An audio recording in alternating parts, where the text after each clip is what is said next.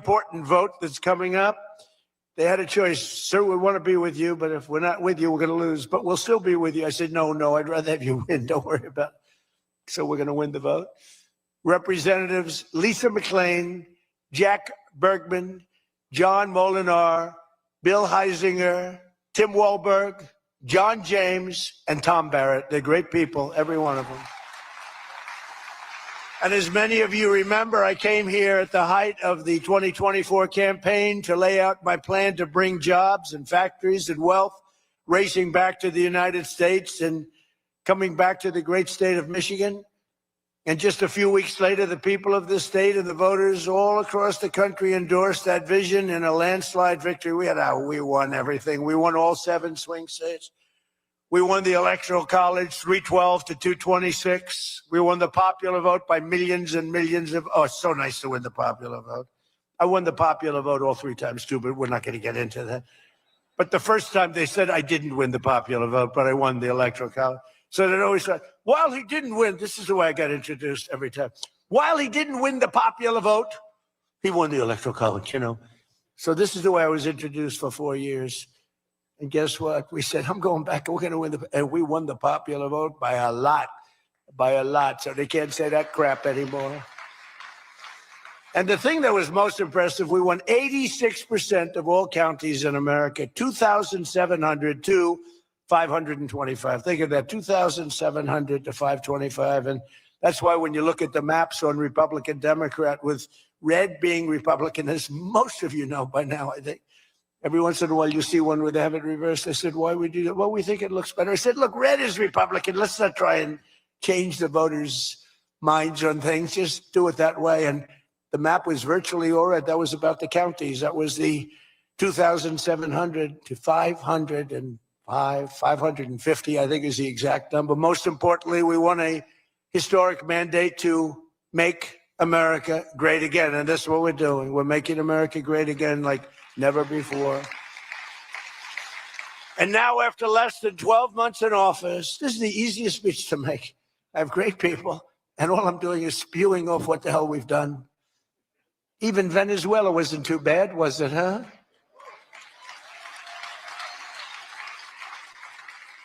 But you have people, Democrats, they say, I don't know if we should have done Venezuela. I don't know. Anybody that says that hates our country, okay?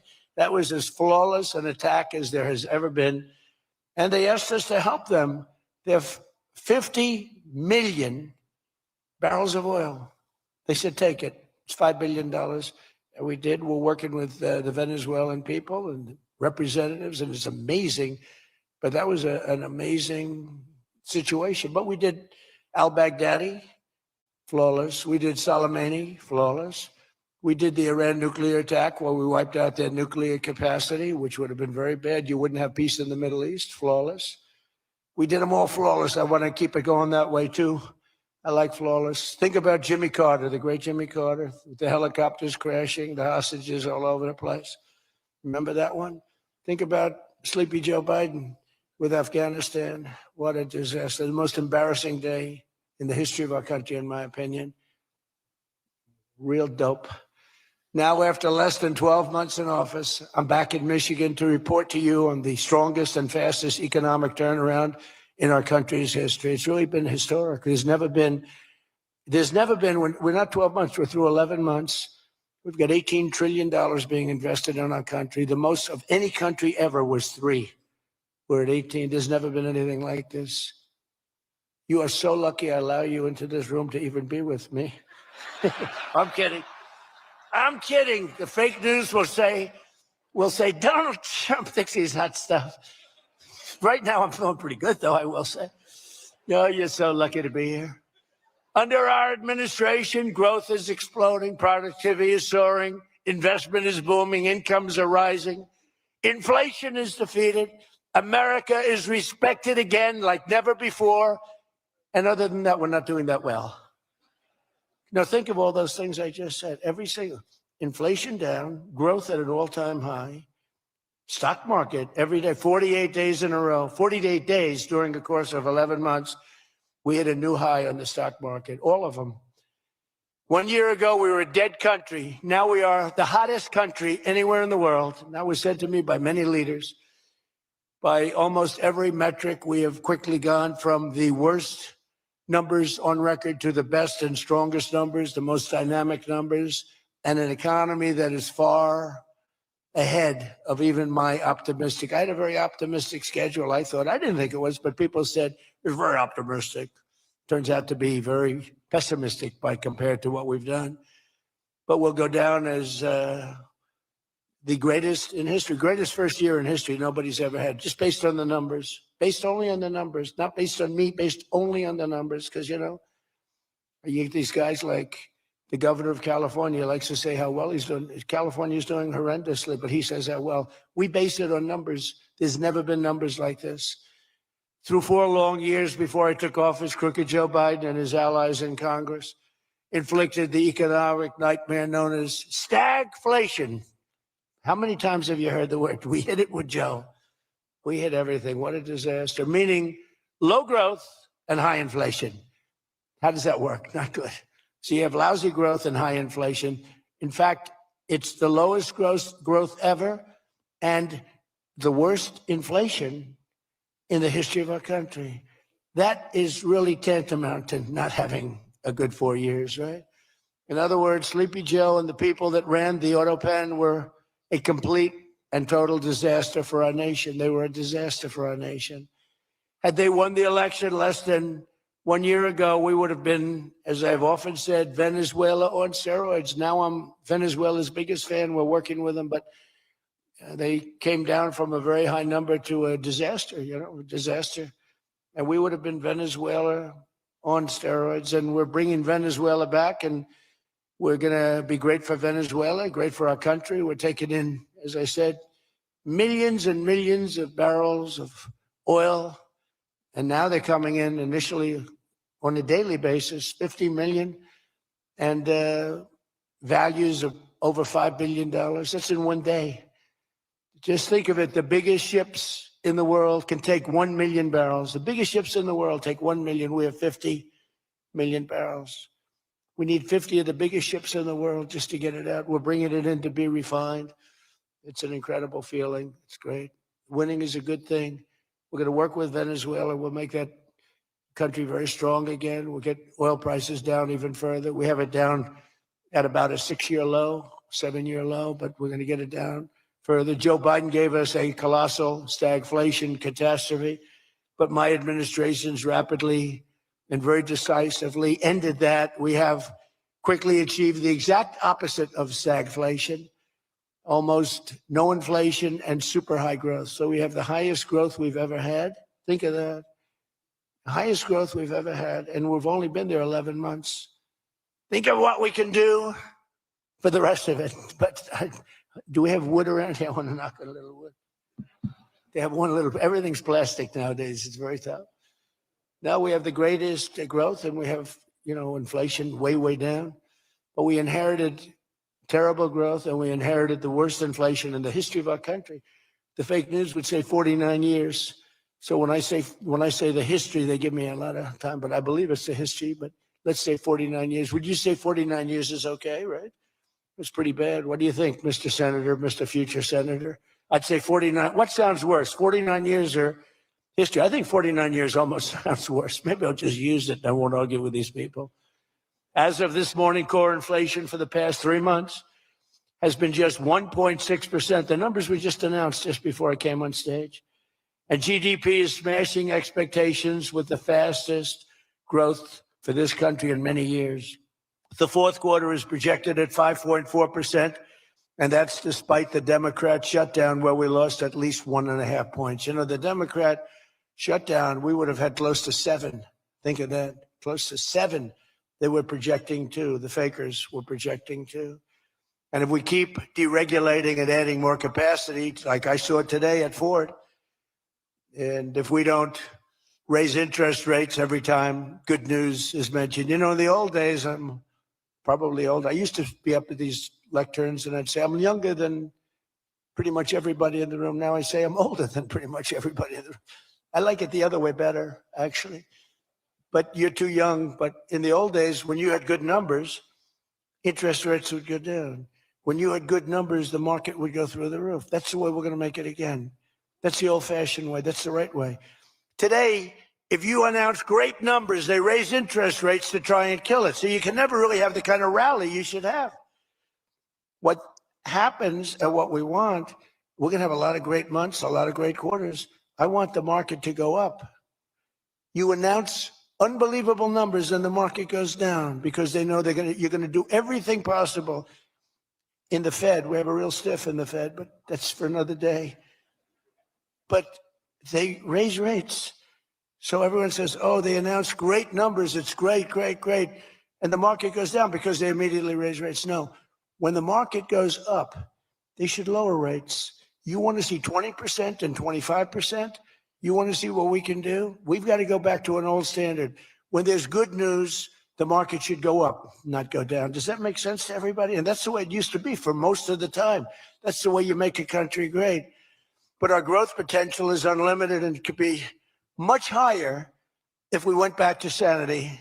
We're not doing it anymore. We're talking about the head of the Fed, and I want somebody that when the market is doing great, interest rates can go down because our country becomes stronger. See, you view it differently. Our country becomes stronger, and therefore interest rates should go down, not up. They kill every rally. If it's no matter who, if it's beyond me as president, it's no matter who's president. You have a good quarter and they want to kill it because you're so petrified of inflation. And growth and inflation don't necessarily go hand in hand. You can have growth and very low inflation. In fact, oftentimes growth is good for low inflation. So we're going to work on that, Scott, right? I think we're going to work on that very hard. I mean it so strongly. It's sickening. We announce good numbers and we see the stock market drops 300 points. I say, what the hell is going on? Do you agree with me? It should be just the opposite. All right, Scott agrees, so I'm very happy about this. That means if he didn't agree, I wouldn't do it. But we're already growing double, triple, and even quadruple the speed of almost every other major economy on earth. We're the #1 economy on earth, too. And the results are in, and the Trump economic boom is officially begun. It's really begun almost from the beginning. Almost begun if you look at it really from November 5th. You know, on another metric, just before the election, it was almost impossible to get people to join the military. We had the worst enlistment in the history of our country, the worst. You couldn't get people for the Army, the Navy, the Air Force, the Marines, Space Force, the Coast Guard. You couldn't get people. And since right after the election, but especially since after January 20th, when we took office, we have now the strongest enlistment we've ever had in the history of our country. We've never enlisted people so quickly, so easily. And we enlist by merit now. You know, we won a Supreme Court case that said you hire by merit. You go to college now by merit. Everything's by merit. Our country became great because of merit. And we have done some job. But think of it, a year and a half ago, we had the worst enlistment in history. And now we have the best enlistment. Things like that don't happen. You might go from the bad enlistment to okay, but you don't go from the worst in history to the best in history. But that's what we've done, every one of them. And that includes police and firefighters. It was very hard to get police. It was very hard to get firefighters. And now everybody wants those jobs. In 4 years of Biden, they secured less than $1 trillion of new investment in the United States. So 4 years, less than $1 trillion. In less than 1 year, I've secured commitments for over $18 trillion from all over the world, the most ever for any country.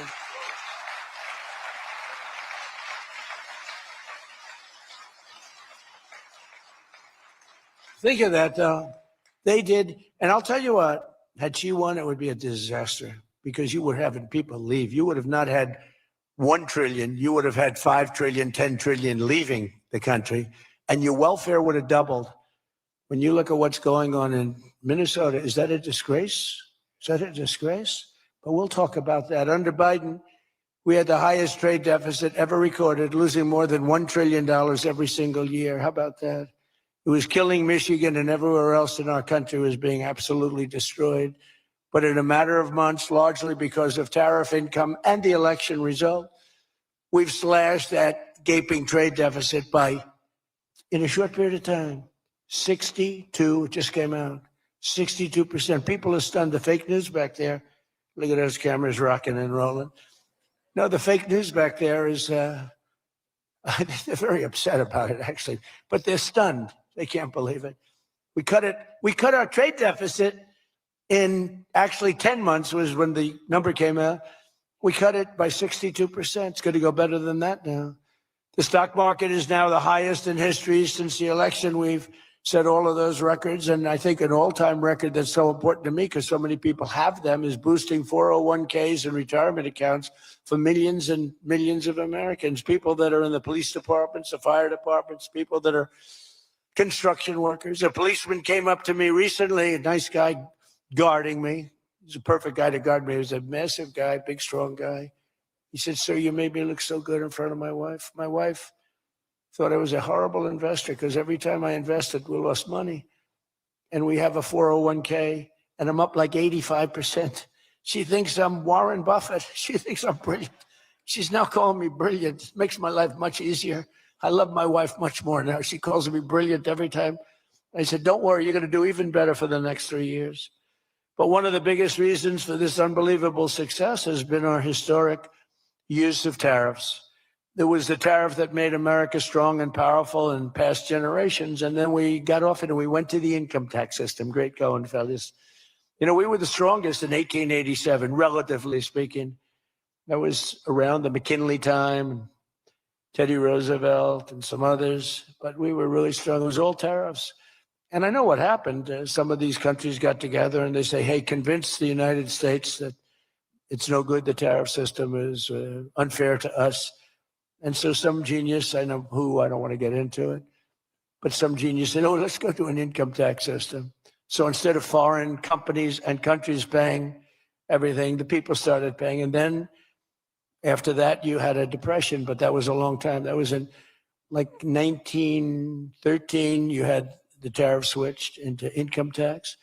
And then in and they like to blame tariffs. You ever notice they blame tariffs? No, they brought tariffs back in 1932. They brought them back to try and save the sucker.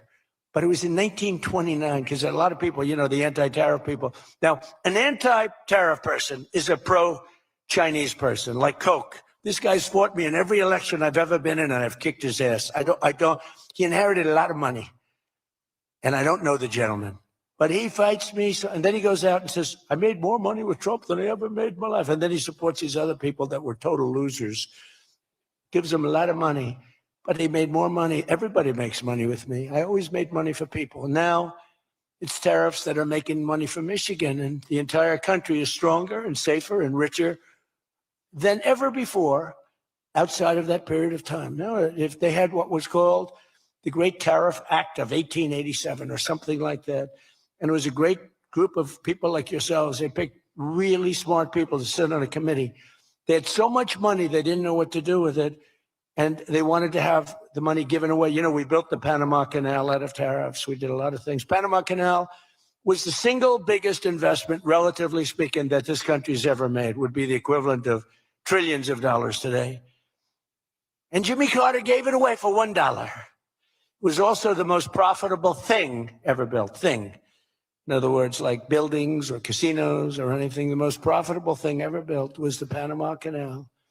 And brilliantly, Jimmy Carter thought the country of Panama should have it, even though we lost 36,000 people to the mosquito. You know that, right?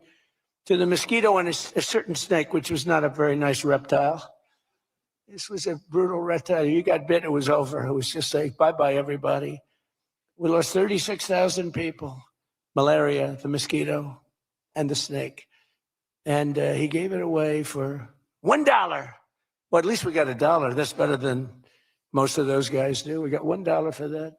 Most expensive thing ever built, most profitable thing ever built, too. Makes so much money.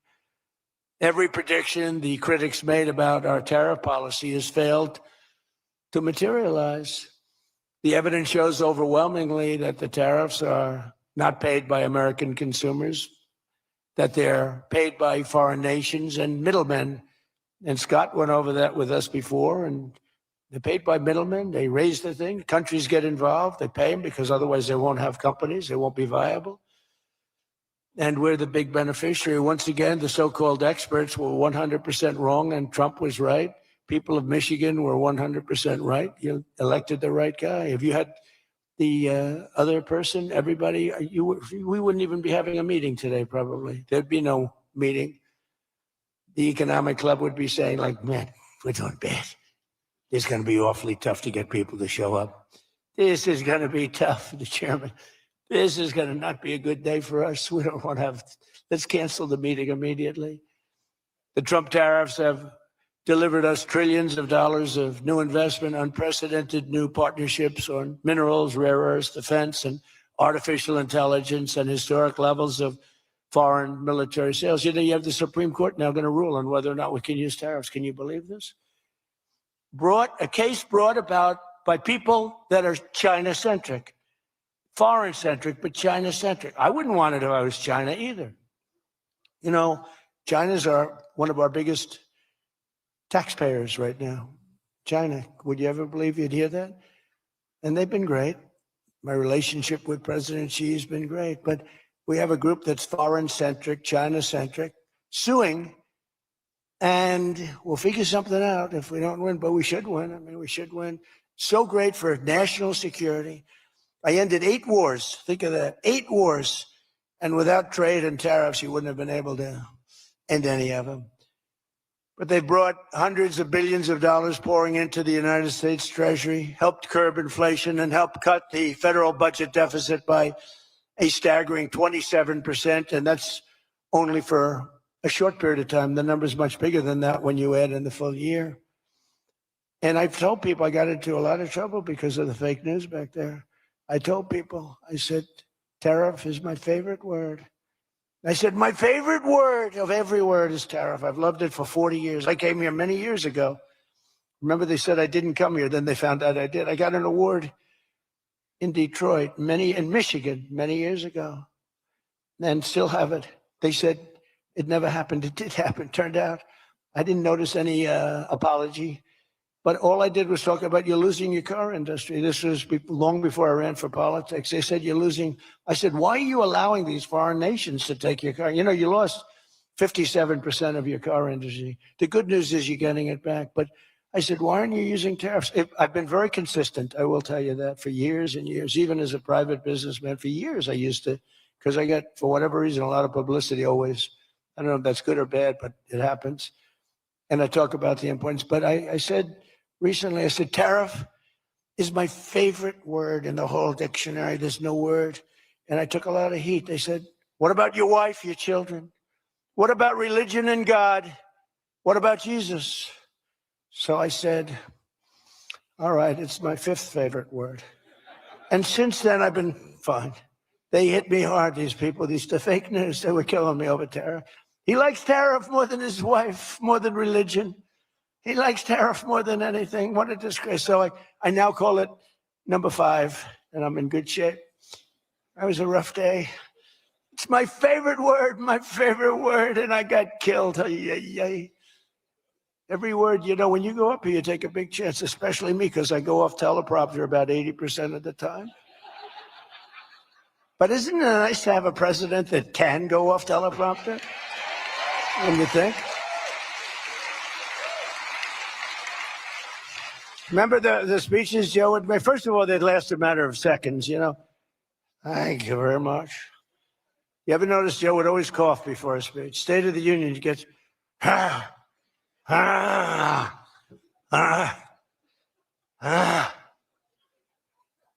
ladies and gentlemen. And then it would be like very short. Although the one time they had him spruced up pretty good, remember, he was high as a kite. He was floating, he was up there way up. That was a bad speech. But hey, he got through it, you know, he got through it. If you call it getting through, this country was so, can you imagine allowing 25 million people into our country, many of them criminals, many of them murderers? What he did to this country, what they did, because it was the people surrounding that beautiful, resolute desk. But just as I promised you that I've imposed a 25% tariff on all foreign automobiles, I'm standing up for the American auto worker like no president has ever stood up before. You know, those tariffs are keeping the foreign auto workers. Now, if they want to come in and build the plant and hire you and hire your friends and your neighbors, that's great. I love that. Let China come in, let Japan come in. They are.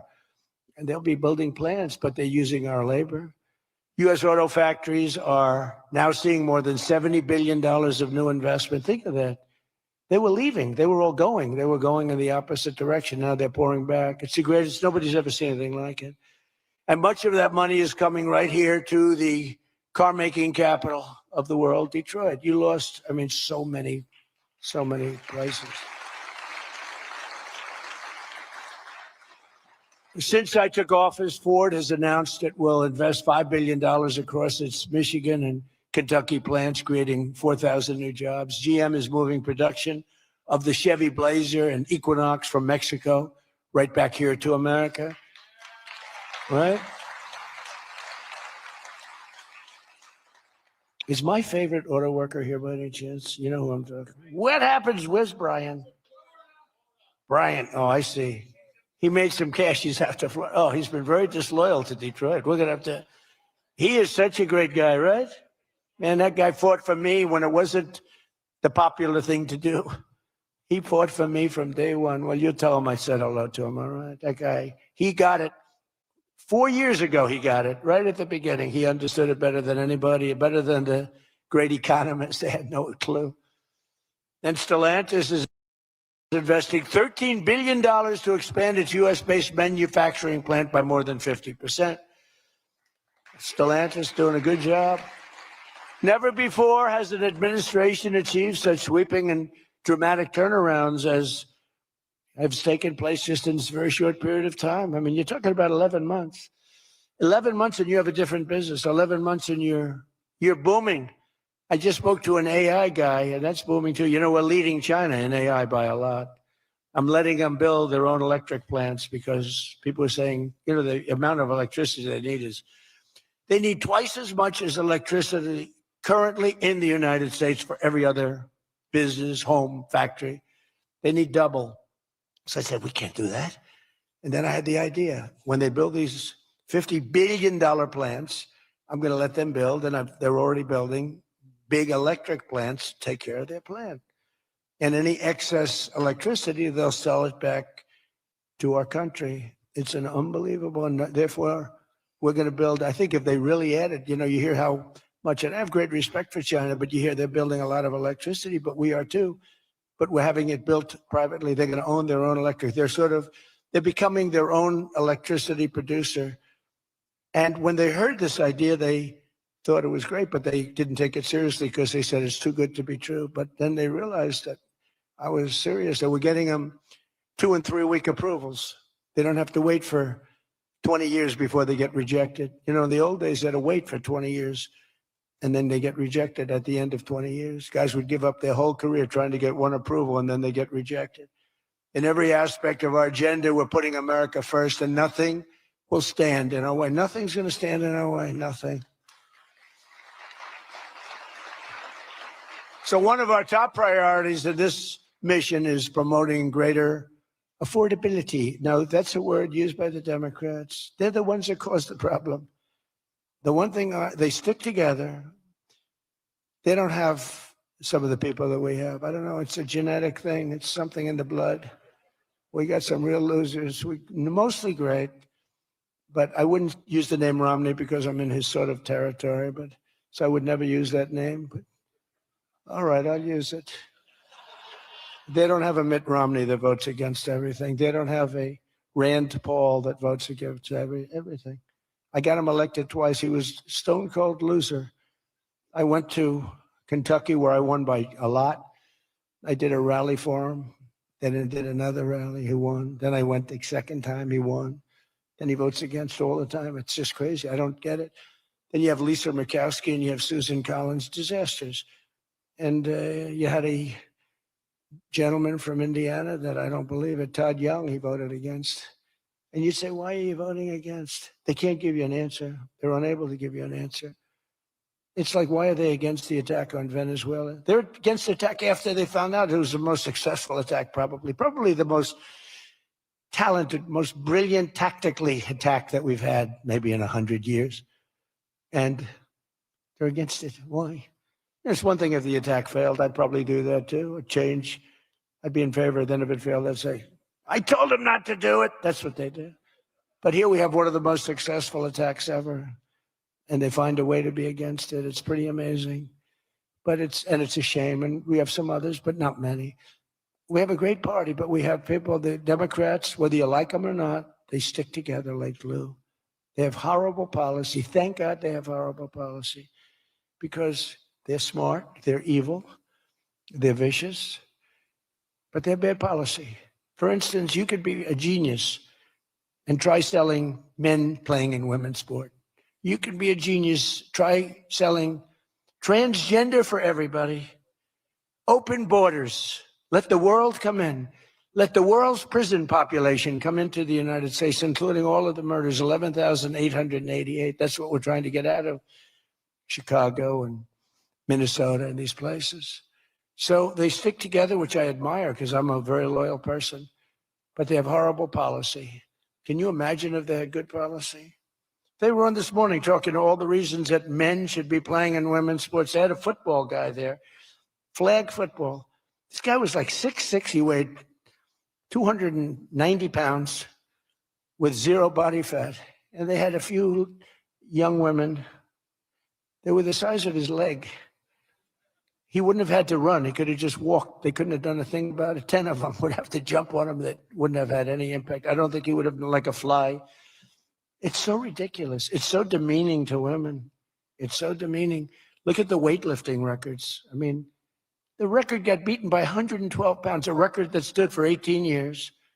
1 ounce they'd put on, stood for 18 years. Guy comes along who was a poor lifter as a man. He was at the lower portion of the class. Comes along and broke the record by 112 pounds. Think of that.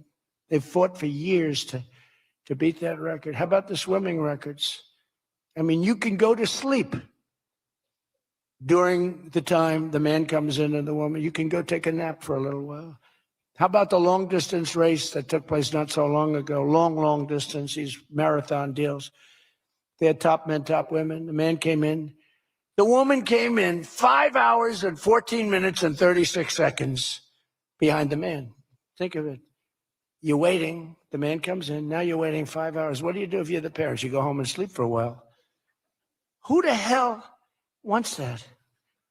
It's so demeaning to women and who are great athletes. It's so demeaning to them. And it's right now in the Supreme Court. I can't believe it would even go to the Supreme Court. I mean, could you imagine 20 years ago talking about men playing in women's sports? They think you're crazy. Or transgender for everybody. If you said there will be no mutilation on children, that's one of my standard lines. We will not allow the mutilation of a child. Can you imagine having to say that 15 years ago? People would say, is that guy crazy? Of course we won't. But we're living in a different time. It's a crazy time we're living in. After real wages plummeted by $3,000 under Sleepy Joe Biden, real wages are up by $1,300 in less than 1 year under President Trump. For construction workers, wages are up $1,800. Don't forget, they were down $3,000. Factory workers over $2,000, and for many other workers, over $5,000. And I just gave the military, because we're doing so well with taking in so much money with the tariffs, I just gave them $1,776. You saw that, right? Did you see that? They had 75, and I said, you know, if you had one more dollar, $1,776. They said, that was a good idea. We could afford one more dollar. We gave them $1,776. Meanwhile, grocery prices are starting to go rapidly down. Rent is down. Airfares are down. Hotel rates are down. Cell phone prices are down. And we're just getting started. But more importantly than going down, our growth is through the roof. It's way up. Among my first acts in office was to end the radical left war on oil and gas and stop the crusade to kill American energy. And frankly, to open up cars so that you don't have to have an electric car. I love electric cars. I think they're great. I like Elon a lot. I don't think he was too happy with my policy of opening it up, and I can understand that. But I've been saying it for 4 years. They wanted everybody to have an electric car in a very short period of time. There was no way to build the stations. There was no way to get it done. I want you to have gasoline-powered cars. I want you to have electric. I want you to have hybrids. I want you to have everything. Hydrogen, I don't know about. I'm hearing it's not testing so well. It's fine, except when there's an explosion, you're a goner. Now, have you heard that with hydrogen? One guy's trying to sell hydrogen, and I say, yeah, but sir, that only happens 1 in 100. Oh, great. When it happens, they find the body like 300 yards down the road. So I said, I'll pass on hydrogen. Maybe there's something I don't know about, but is anybody in the hydrogen car business? Gasoline is now under $2.50 a gallon in 17 states and under $2 in many places. We have some states it's $1.95, $1.99, $1.97. As we speak, these are gas stations, and think of that. We have gas stations in the Detroit area where you can fill up for less than $2.30 a gallon, whereas 2 years ago it was $4.50, and in many places it was way over $5. Think of that, $2.30. You see it. That's like a massive tax cut, which we gave you under the great big beautiful bill, by the way. No tax on tips, no tax on Social Security, no tax on overtime. And with our extremely successful operation in Venezuela earlier this month, that number soon is going to go lower because we're going to have a lot more energy. We're going to have a lot more, as opposed to a country that's going to be totally shut down. No fuel, no gasoline. And it's, you know, they say it's got more than Saudi Arabia. Who knows? Got a lot.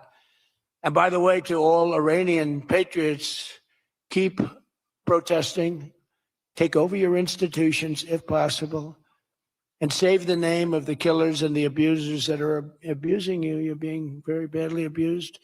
If the numbers are right now, I hear 5 different sets of numbers. I hear numbers, look, 1 death is too much, but I hear much lower numbers, and then I hear much higher numbers. But I say save their names because they'll pay a very big price. And I've canceled all meetings with the Iranian officials until the senseless killing of protesters stops. And all I say to them is help is on its way. You saw that I put tariffs on anybody doing business with Iran. Just went into effect today. And I say, make Iran great again. You know, it was a great country until these monsters came in and took it over. And it's all very fragile. What would have happened to us? I'm telling you. If I didn't win this election, what would have happened to us? In the coming weeks, I will be laying out even more plans to help bring back affordability. And again, remember, that's a fake word by Democrats. Prices were too high. They caused the high price. They never want to talk about affordability. They always go, this is an election about affordability. I say, they caused it. But they're good at that stuff. They're good at that stuff. They're fake, and they're good at that stuff. It's an election about high prices that was caused by the Democrats and that I brought down a lot. And remember, when you see energy coming down like I brought it down and gasoline coming down, that brings everything else down. It's so much bigger than any other factor. When gasoline gets to be $1.99 a gallon, everything comes down. The donuts come down, the truck that delivers the donuts, the stove that makes the donuts, the whole thing, it all comes down. And it's coming down much faster than anybody can even believe. And remember, though, I always say, because normally when that goes down, the world comes down. That's the bad way of bringing it down. Our growth is through the roof. So I always want to say that whenever I say prices are coming down, but our growth is going way up. 2 beautiful events, the exact opposite of the Biden administration. As part of those efforts at Davos next week, I'm going to provide much more detail about our housing policies so that every American who wants to own a home will be able to afford one. We have some great things happening with housing. As you know, you saw the $200 billion buy-in on bonds and mortgages. This will include a ban on large institutional investors buying up single-family homes all over the country and making it impossible for people to buy a home. And I've also announced that the U.S. government is purchasing $200 billion of mortgage bonds to bring down mortgage rates, and it's had a huge impact. It's already started. And just last week, the average 30-year mortgage dropped below 6% for the first time in many years. It's coming down very rapidly, and that's not with the help of the Fed. If I had the help of the Fed, it would be easier. But that jerk will be gone soon. In addition, Hello, my friends. I wanted to get to that point in President Trump's speech today, By the way, I'm not going to be on camera tonight. I am. I'm still kind of in bad shape, so I am kind of more reclined, and I have my fabulous heat seater and massager that Kevin Rottello and Najwan sent me, in that fabulous care package that for myself and Jasper. So, so at any rate, but I needed to come on. There's so much going on, and so much that I just want to, talk about. And it really is just some of the things I want to show you, and the sound of my voice. So thanks for putting up with that really cool graphic, by the way, that came from one of my photos when I was the gray bearded man, and that was shared by. That was created, I'm sorry, by Ronnie Orr. So shout out to Ronnie. Send him all your love and prayers, please. And I hope to be back in connection with him very soon. He's good. He's healthy. He's moving in a good direction. But we haven't been able to really work on much of the site and some of the things that we were looking to do. But at any rate, we're up on Snedheads. Please check that out, folks. If you haven't, it's free to join, as you know.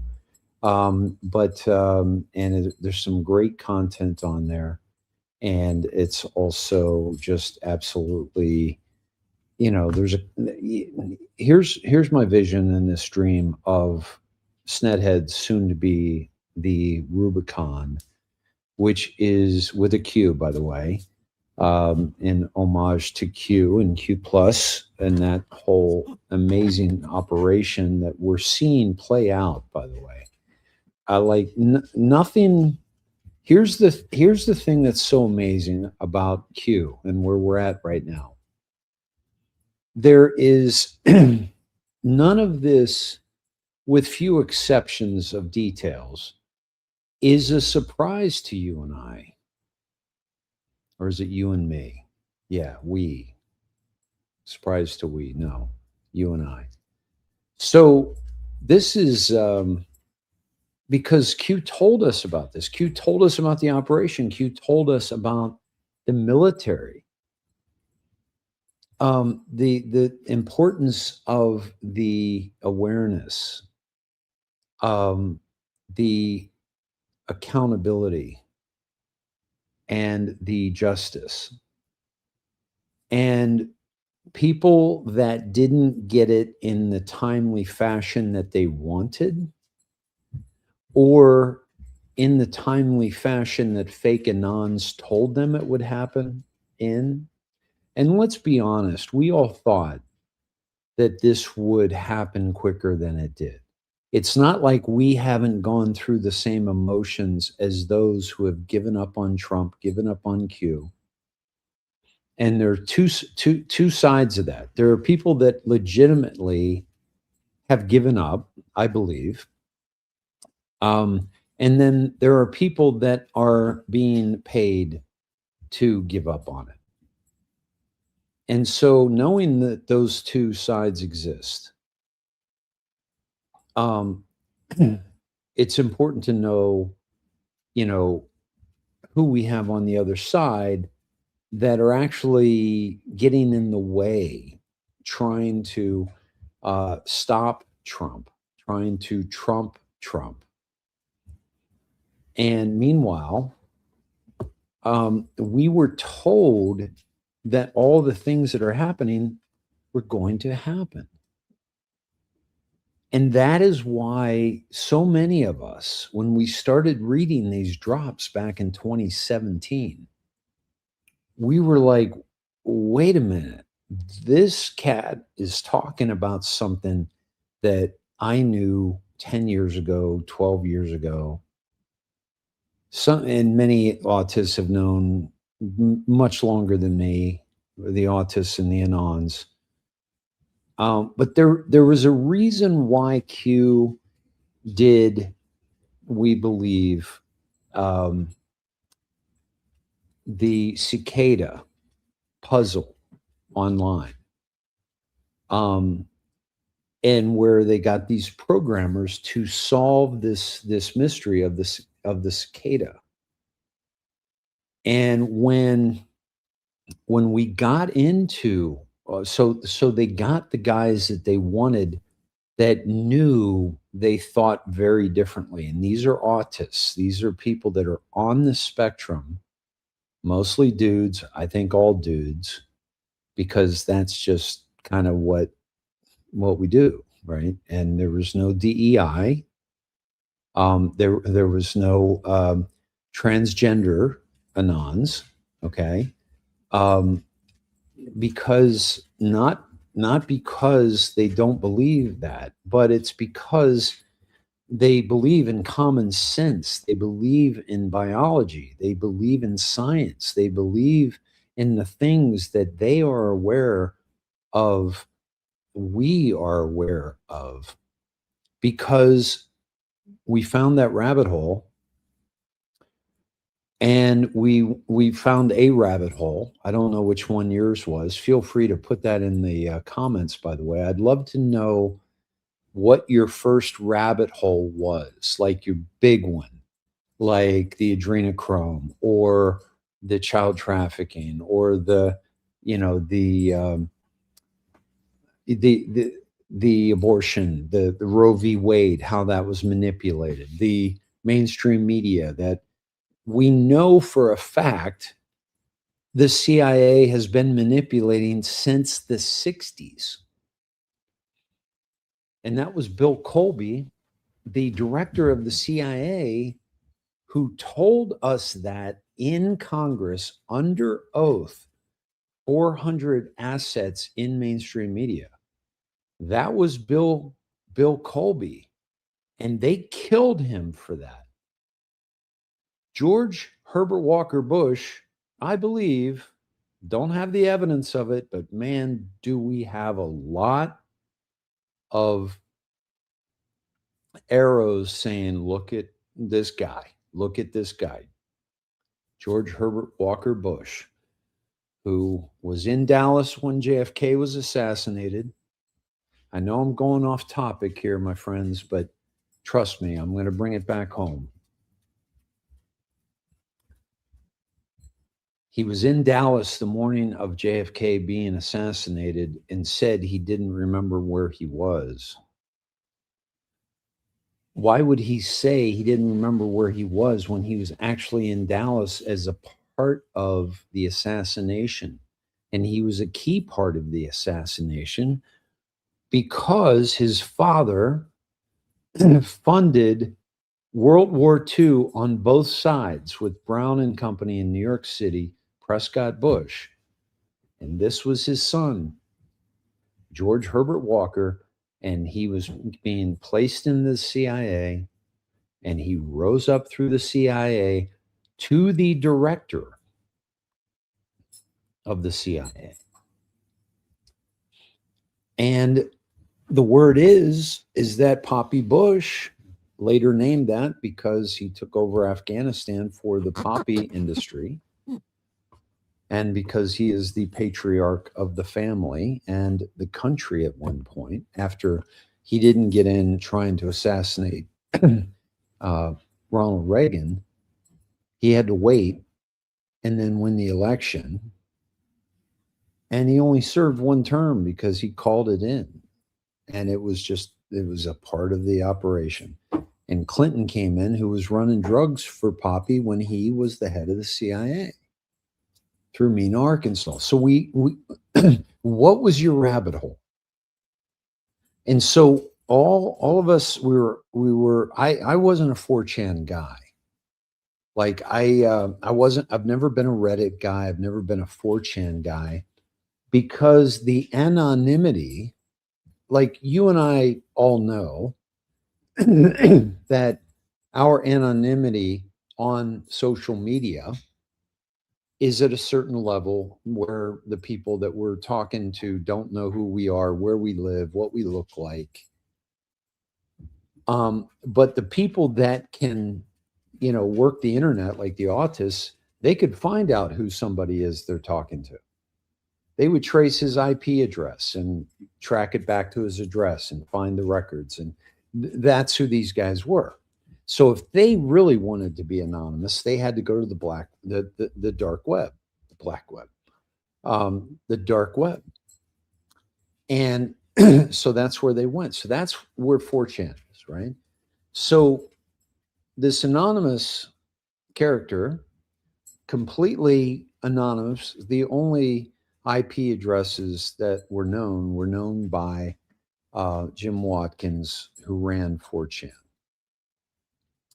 And later his son, Code Monkey, Ron Watkins. And so they were posting to people that knew how to get information.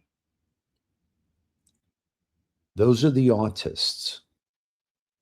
And the anonymity that they have on those platforms is secure. Like no one can find out who you are.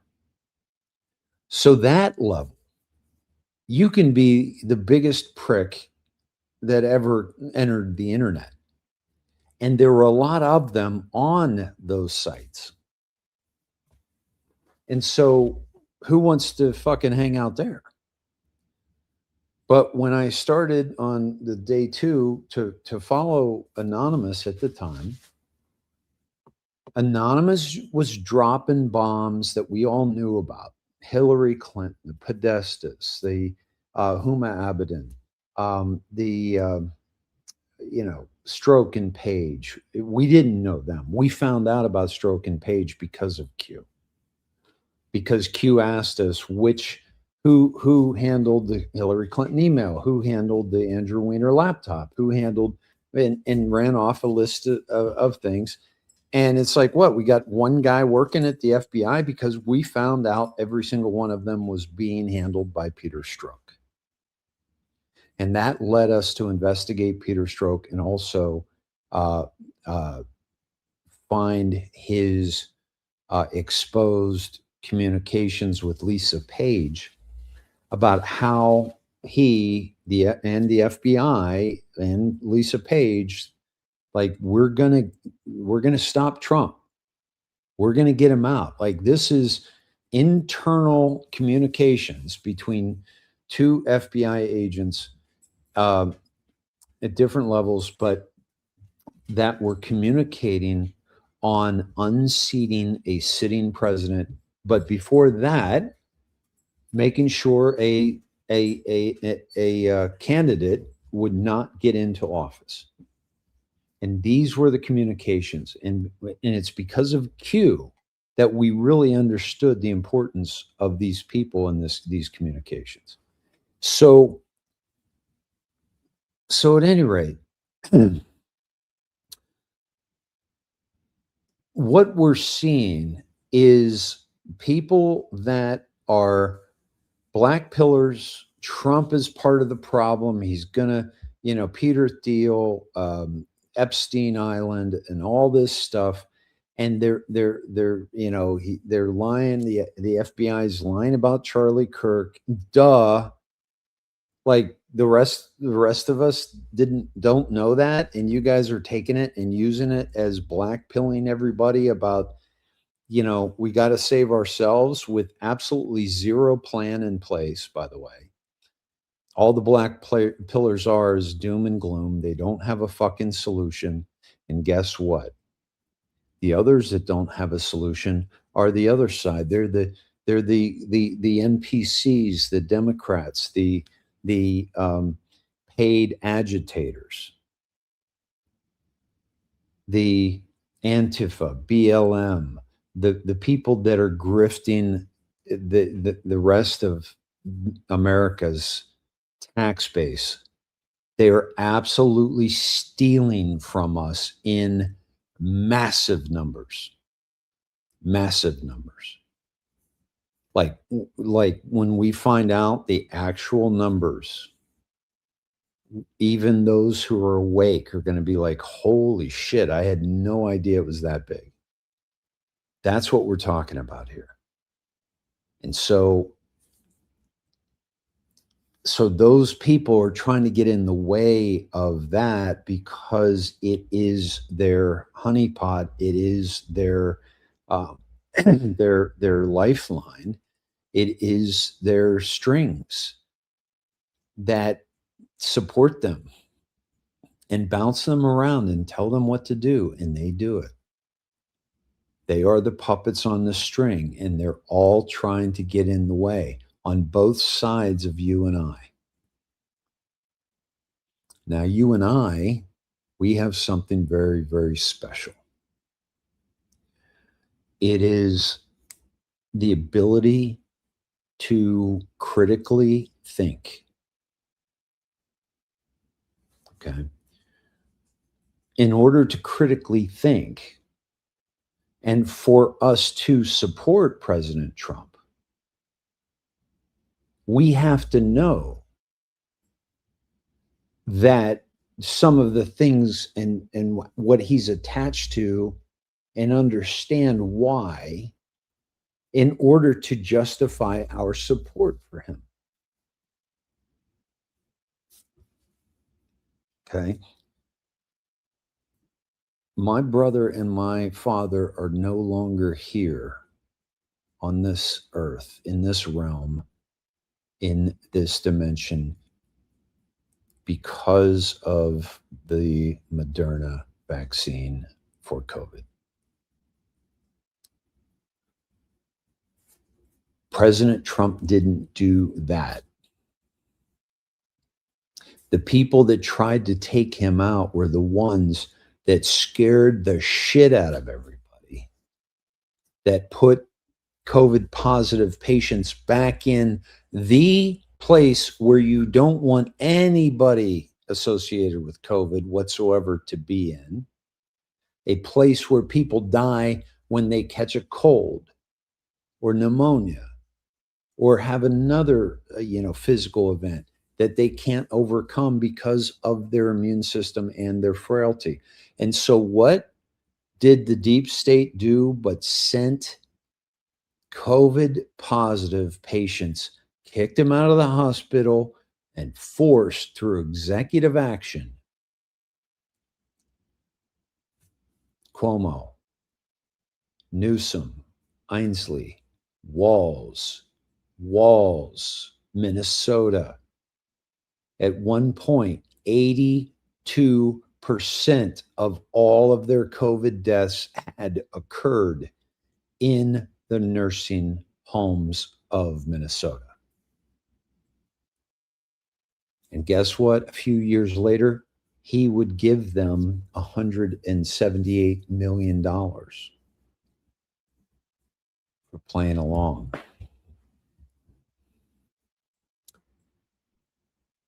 Wolf,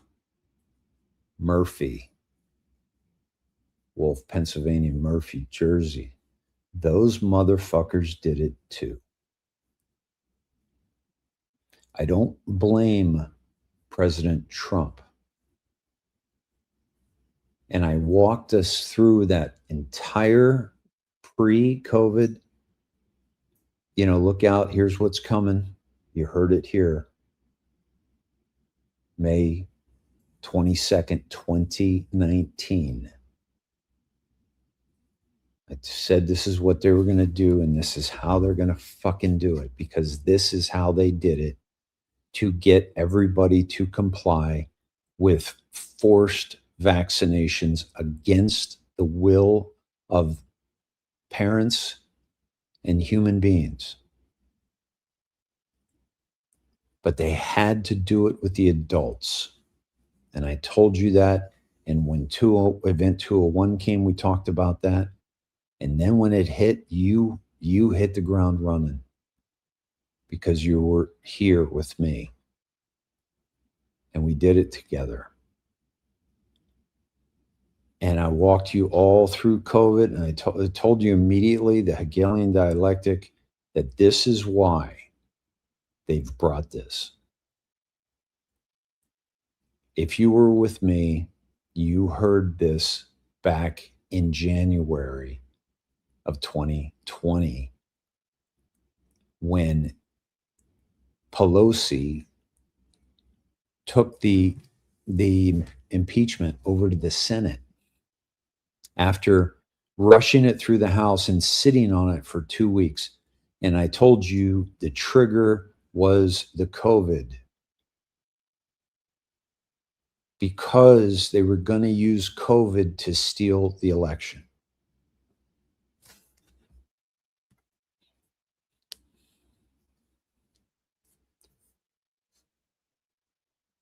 And then I told you that he had to create the vaccine because so many people would not leave their homes without the vaccine.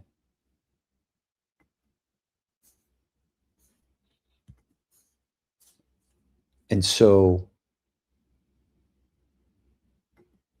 President Trump knew we needed that, but he also knew that they were going to try to lock us down. So I use this situation because I want to be very clear. This isn't about ego or trying to convince you that I did something I did not. I am stating facts because we are about truth here. And I'm also stating those facts in the following way, because I support Q, I support President Trump, and I want you to understand the level of critical thinking involved in doing so, knowing full well that the vaccine that did come out, I don't know if it was the one that came out under Trump. I don't think it was. I think we're going to find this all out. But what they wanted to get in us, the deep state that created this whole thing, and then stole the election to make sure that President Trump didn't stay on, because he would not have mandated the vaccine because he did not believe in that. But he did want people that knew they had to have it, that had been brainwashed so much by the Rockefeller medical establishment that they believed that this is what they needed. So this is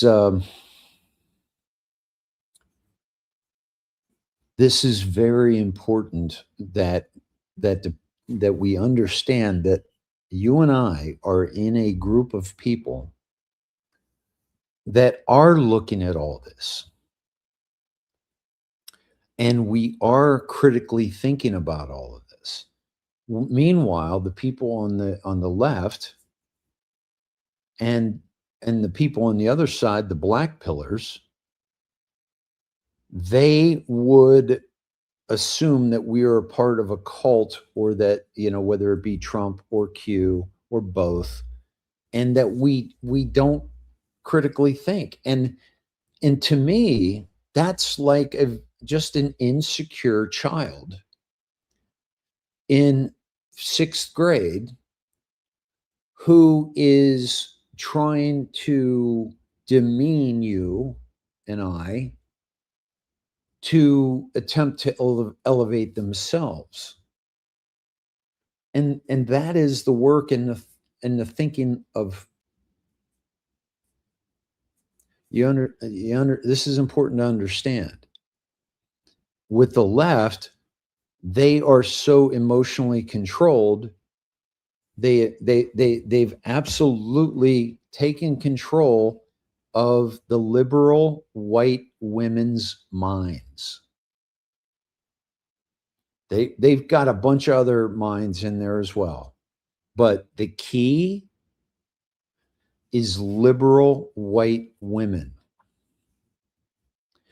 because they know that they are, if they are interested in family, they have, women have a natural protection. Like, I'm going to protect my child because that's the child that was in me. And you can't have any stronger bond than that, physically, mentally, spiritually. So let's go after the women who have this amazing, you know, amazing level of compassion. And let's direct their compassion in a direction that serves us. And even, by the way, the women that don't want to have a family or haven't had children, they have this instinctually as well.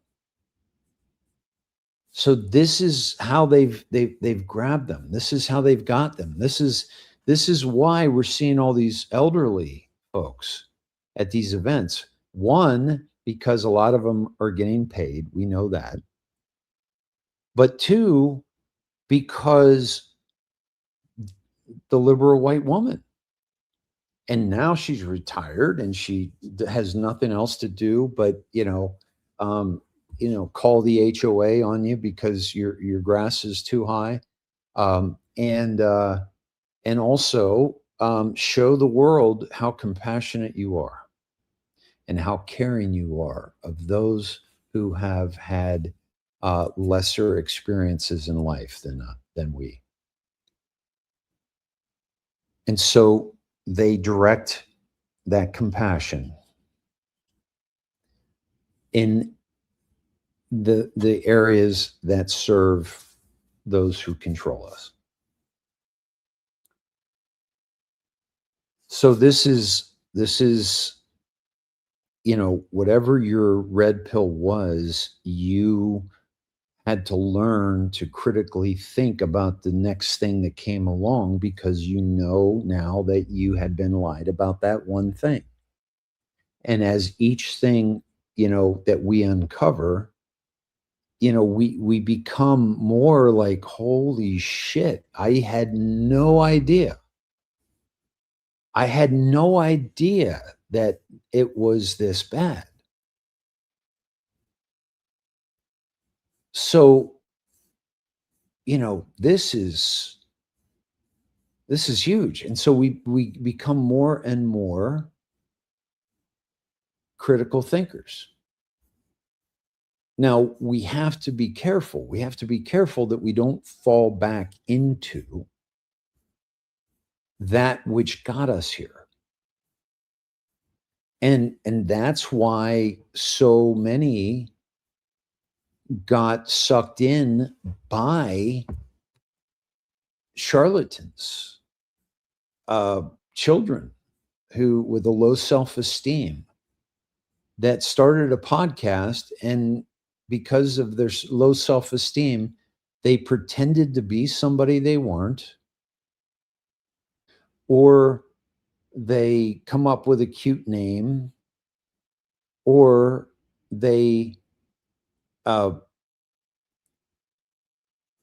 just there's this level of deception, or know people that you don't, or have information that you don't, so that you need these people.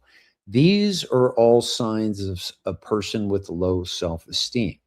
And so a lot of podcasters, opportunists, got involved, and they used some of your rabbit holes to show you, to fool you into thinking that they were a reliable source of information.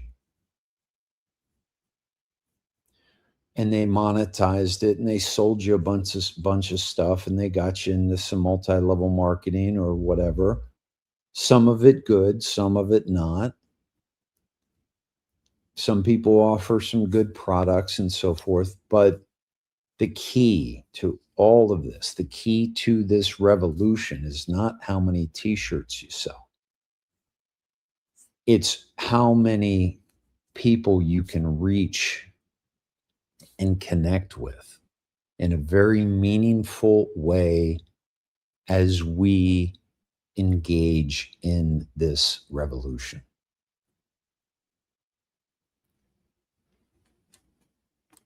There's never been a more important time in human history.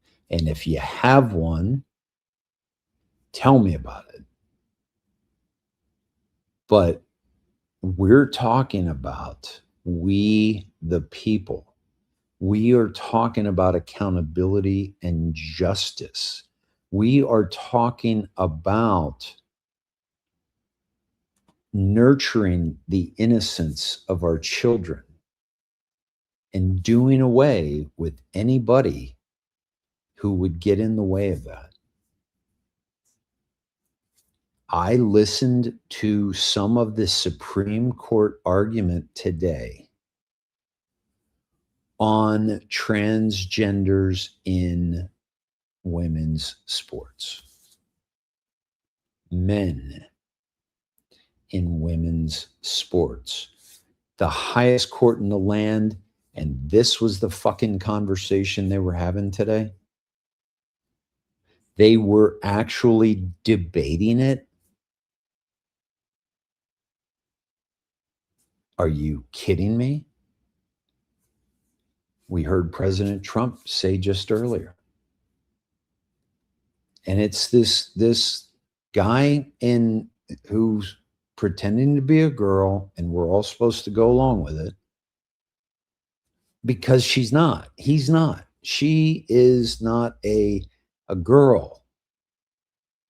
He is not a girl. It doesn't matter what you do. It doesn't matter if you stand on your head for 10 minutes. It doesn't matter if you walk through the shadow, the valley of the shadow of death. It doesn't matter what you do. You will emerge as the same gender with which you entered this world. And we're having a conversation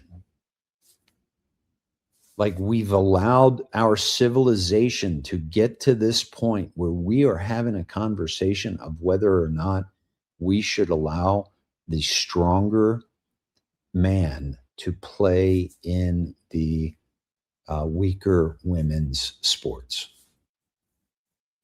And, listen, some of you can run farther than me. Some of you might be able to, that's about it.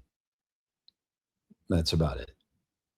Because you might be in shape and I'm not in shape, for long distance running. But that's it.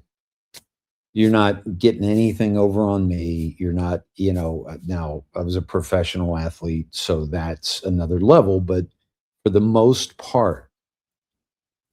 But that's the levels we're talking about, because we're talking about the levels where you have a gold, silver, and bronze medal, or you have a Final Four or a playoffs or whatever.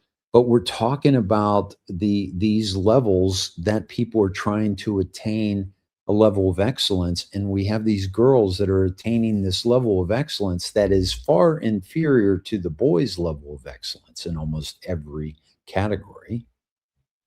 But that's the way it was built. You know what else?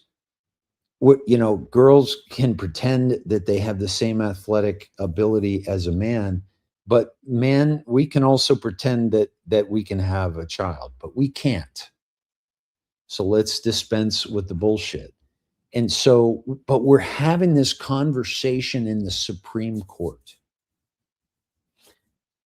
Now, if I'm writing a white hat script, and I've written scripts, and if I'm writing this movie, the day before the Supreme Court is set to vote on the tariffs and President Trump's ability to choose and enforce tariffs, and the Supreme Court says it has to go through Congress, okay?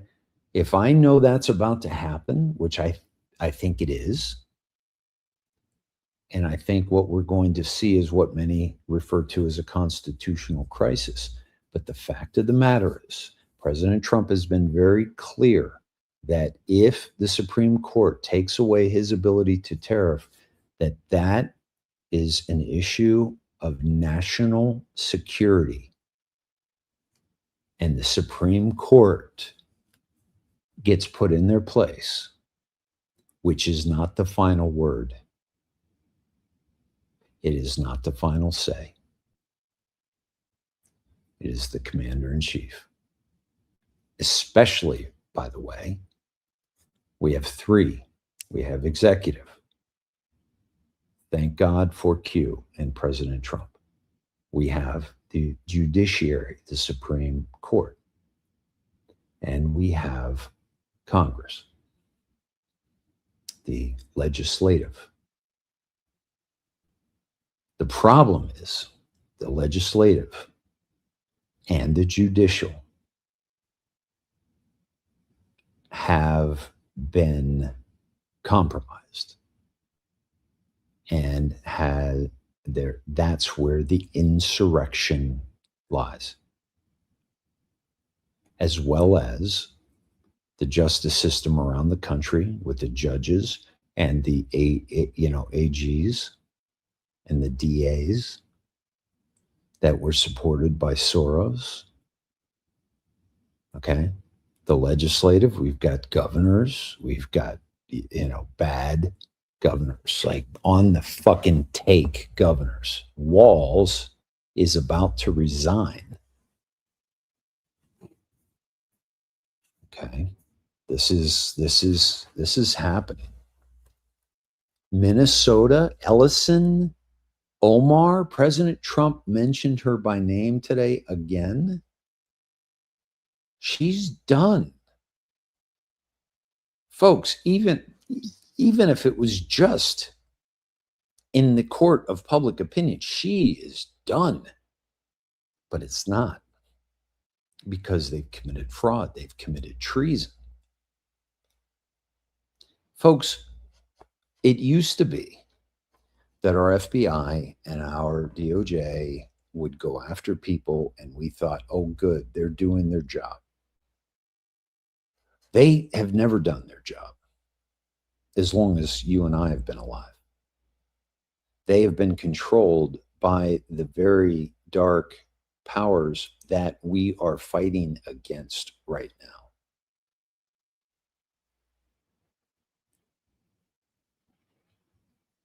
So if you're thinking back to other moments when the FBI and the DOJ were investigating somebody, and you say to yourself, nothing will come from it, I'm telling you, you're living from an old script. Because the new script is being handed out to people that have read scripts before and know good from bad, and we are awake. You don't start something in an awake room of people and not finish it. We will make sure of that. And look how many people are awake. It's more than ever before in human history. Okay? So, by the way, thank you all for the beautiful, beautiful wishes. And by the way, I am taking care of myself. I'm doing arnica cream. I'm doing magnesium spray that my sister gave me, DMSO that my sister gave me. And for those of you who don't know, I slipped down the stairs on Friday morning. And I'm even taking some kratom too. So I'm and then ibuprofen for the inflammation, even though I try to take that very, very little. Yeah, Pete wants me to grow the beard back because he looks like that. Thank you, Joy. Thank you, Motor Yoder. Yeah, isn't that cool? So, at any rate, yeah, thank you guys, and thanks for all the recommendations and so forth. And I really appreciate it. So, as I talk, I'm scrolling through to find some of your some of your the rabbit holes, your first rabbit holes, Jody, Adrenochrome, Robert David Steele. And by the way, the thing about Steele, and you guys know that he and I had some communication back in the day that I was not impressed with at all. And I was exposing Charlie Ward, but he needed Charlie Ward for his tour that he was doing, that Patriot Street Fighter joined.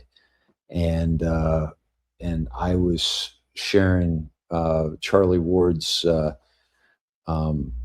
30 Reasons I Don't Trust Charlie Ward by M. Seeker of Truth. And I was getting that out in the world of influencers. And it was very interesting, the responses I got back. And one of them was with David Steele and Kirsten W. And Steele wouldn't take a look at it. And then I realized he goes on Charlie the next day and says, "Hey, Charlie, I know a lot of people are coming for you, but you just know that I got your back because we're both bald and we're both good looking and all this bullshit." Meanwhile, David said to me, "Get your head out of your ass. This guy's only got 5,000 followers on YouTube talking about M. Seeker of Truth." And I said, "Why does number of followers have anything to do with it?" I said, "The truth is the truth. And we've got to seek the truth because we are the fucking truth community." But Steele needed Charlie. They needed his audience because Charlie had a huge audience back then. And I had already called out Charlie like 6 months prior. So at any rate, I'm glad that he woke you up to that. But I think once CIA, always CIA.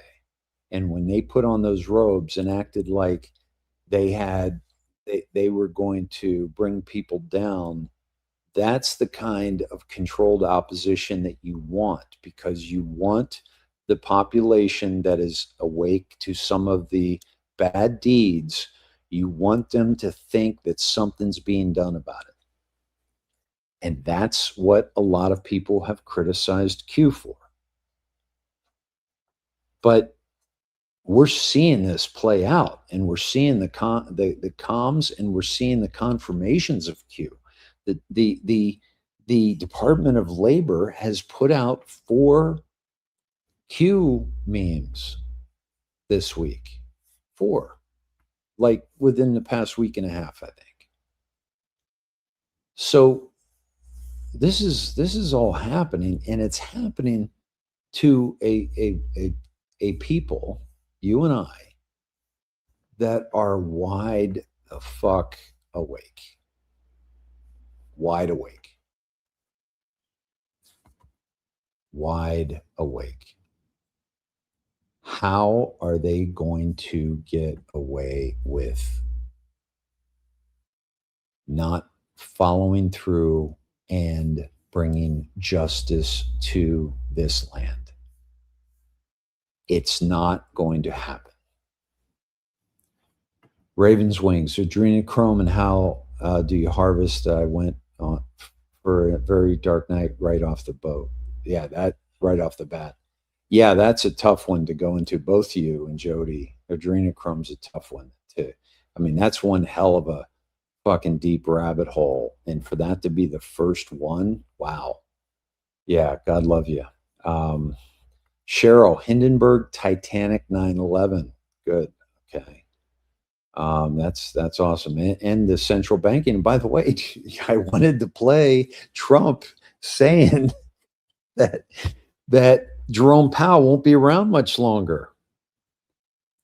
And they're investigating him criminally.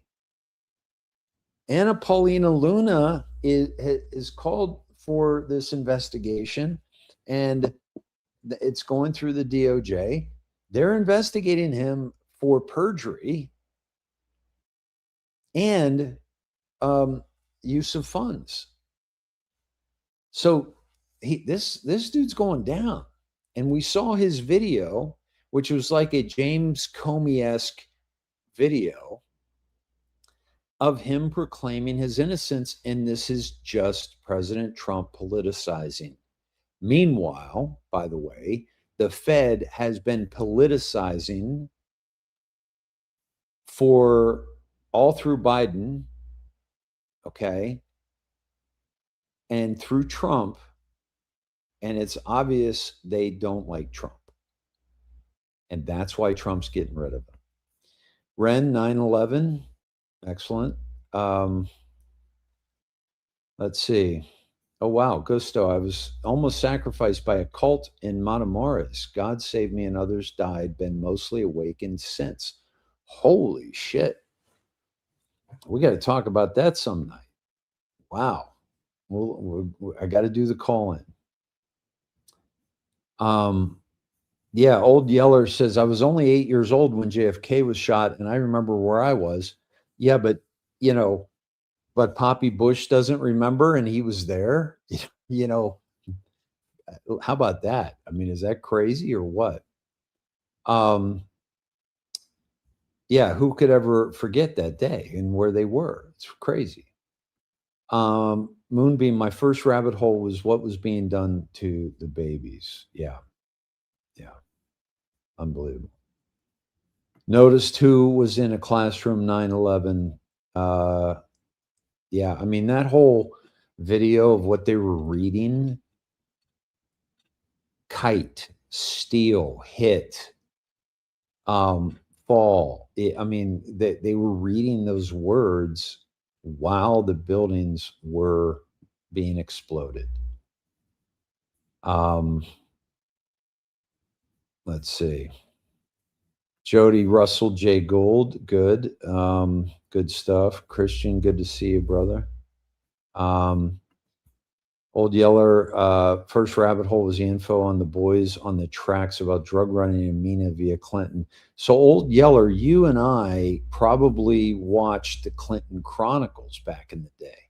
I watched that on VHS, and that was something, man. Holy cow.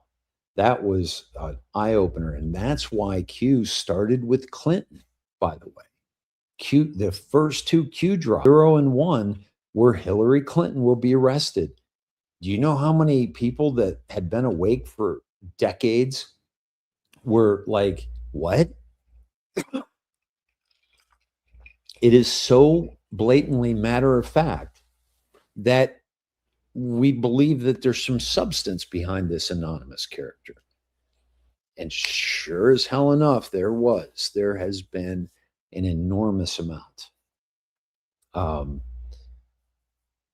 Pastor Jeremiah was your wake-up call. That was Obama's pastor. Yeah.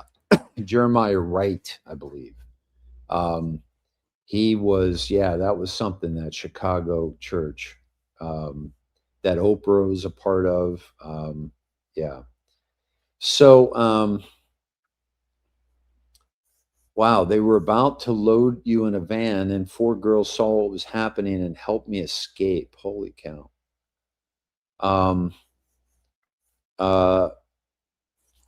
Loverman, my first encounter with the rabbit hole was a book called The New World Order back in 1987, a very long time ago. Wow, that's great. The Defiant One, not to brag, but I've known things were wrong since the 80s, and the more things came out due to the internet, the more I smiled. Yeah, a lot of people have been awake for a lot of years. That's why I get kind of testy with people when they're like, oh, it's taken too long. I'm tired of this shit. I'm so over it, et cetera, et cetera. And they've been awake like a minute. And then you got somebody like Defiant One who's been awake since the 80s.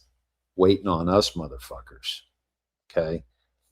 Saying, why the hell don't you wake up so we can, dispense with all this bullshit.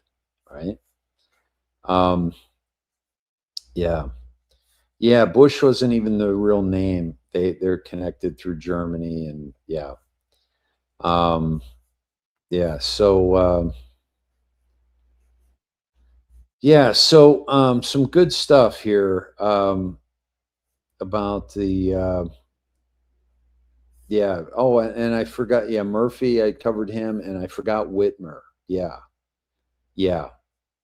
Good call, Mitch. Thanks.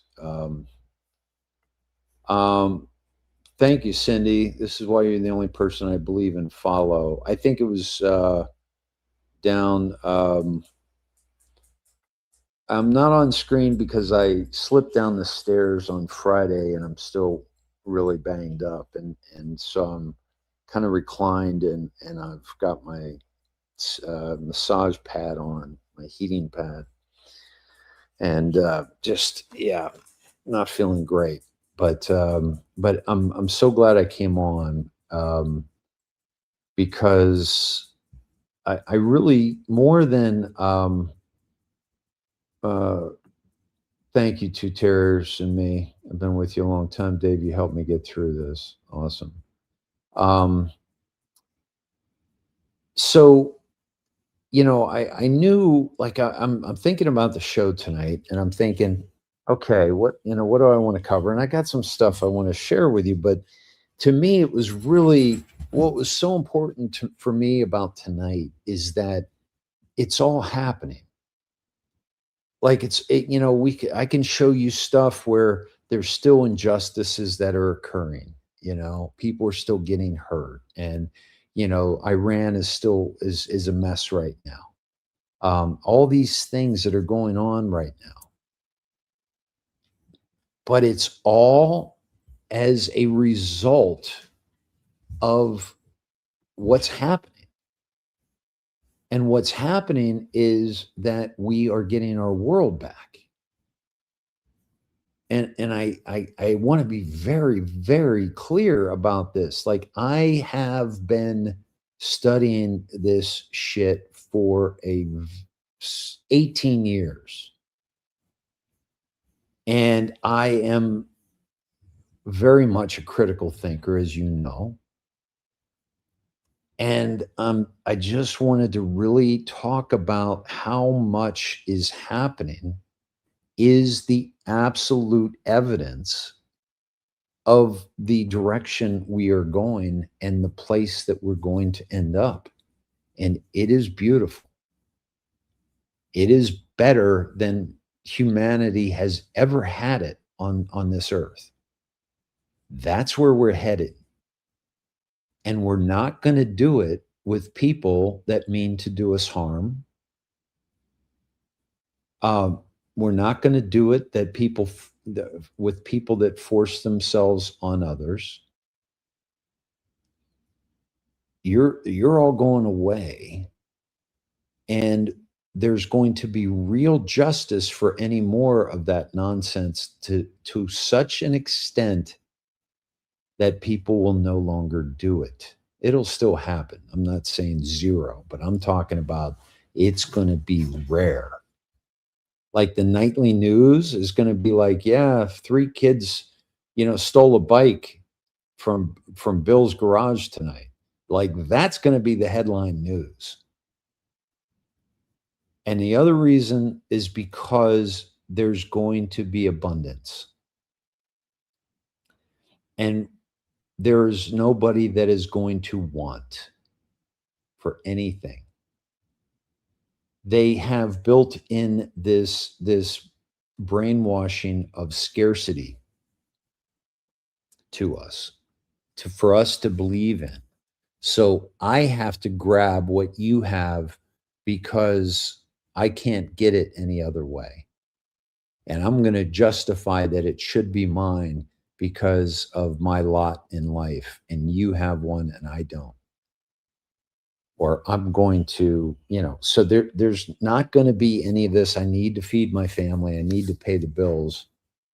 I need to buy the new Jordan sneakers.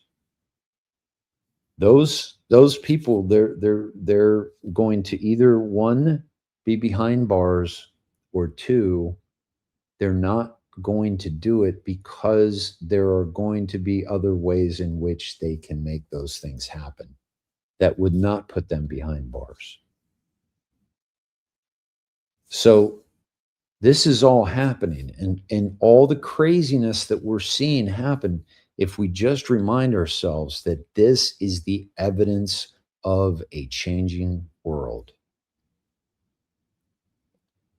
This what we are experiencing is evidence of a changing world.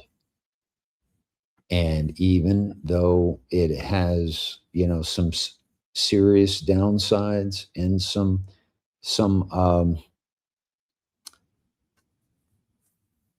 problems still being resolved, we got to go through the darkness to get to the light.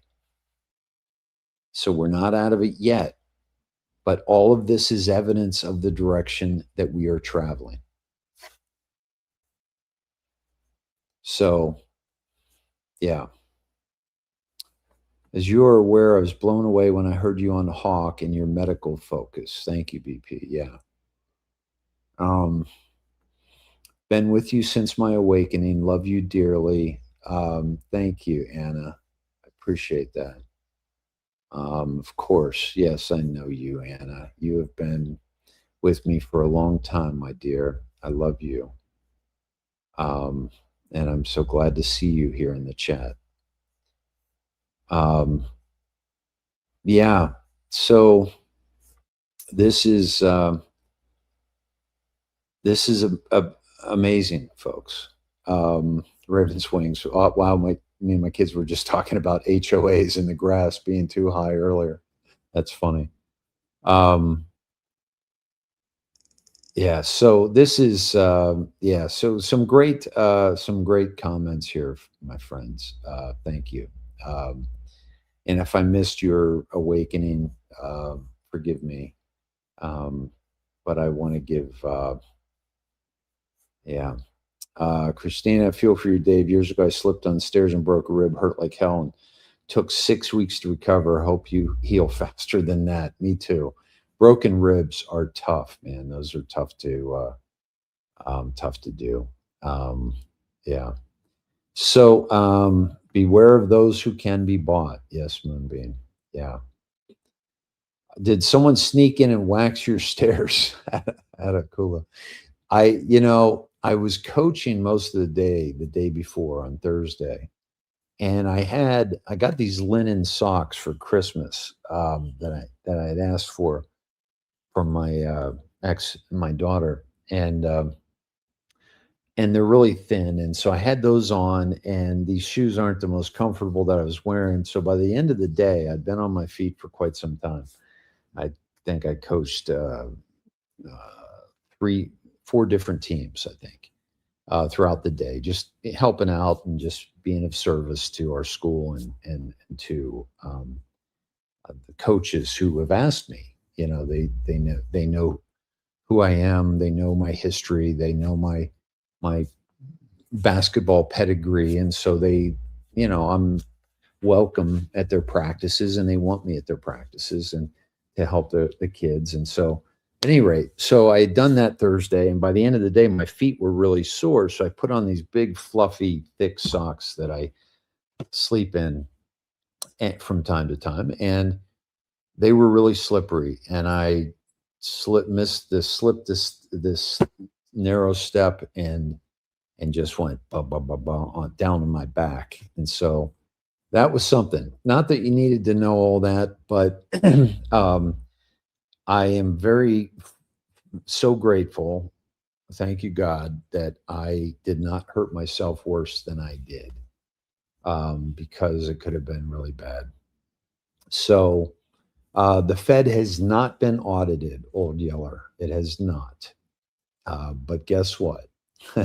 And by the way, people that, I got a buddy who, we go back and forth because he's black-pilled. He thinks Trump is part of the problem and the devil and all that. And by the way, he's very awake. He's a very bright young man. He was one of my receivers that I played beach football with. And, he's like, I've had a chance to pick him for the Jungle Bowl, and I've picked him first. And so he's a dear friend. But we don't get on about Trump. And he has some very, interesting points but one of his things is he didn't like that Trump went after Massey and Paul because they're not with AIPAC. and they're not with Israel. And I told him neither is Trump, but he's got to play that role. And he doesn't get that. He doesn't get Q. He doesn't know we're saving Israel for last, etc. So at any rate, you know, Rand Paul has tried to have the Fed audited. His father, Ron Paul, tried to have the Fed audited. Did they succeed? No. Will Trump not only audited, but fucking shut down? He's already kicking him in the knees.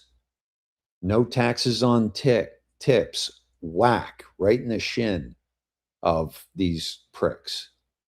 Okay. No taxes on overtime. Boom. Okay. And we're doing tariffs, and we've got the External Revenue Service we're creating. And he said flat out, maybe we won't be paying any more taxes. Talking about ending the IRS, replacing it with the ERS. My friends, this is happening. He did that. Not Rand Paul, not Tommy Massey. President Trump is doing that. Now, excuse me. The tariffs. So the Supreme Court rules on that tomorrow. So if I was writing this white hat script, I would try to make the Supreme Court look pretty ridiculous the day before they vote to go against President Trump, which I think they might do. As a matter of fact, I kind of hope they do, because I want to see shit go down, and I don't want this whole diseased temple to be brought down without bringing down the Supreme Court and the murderer of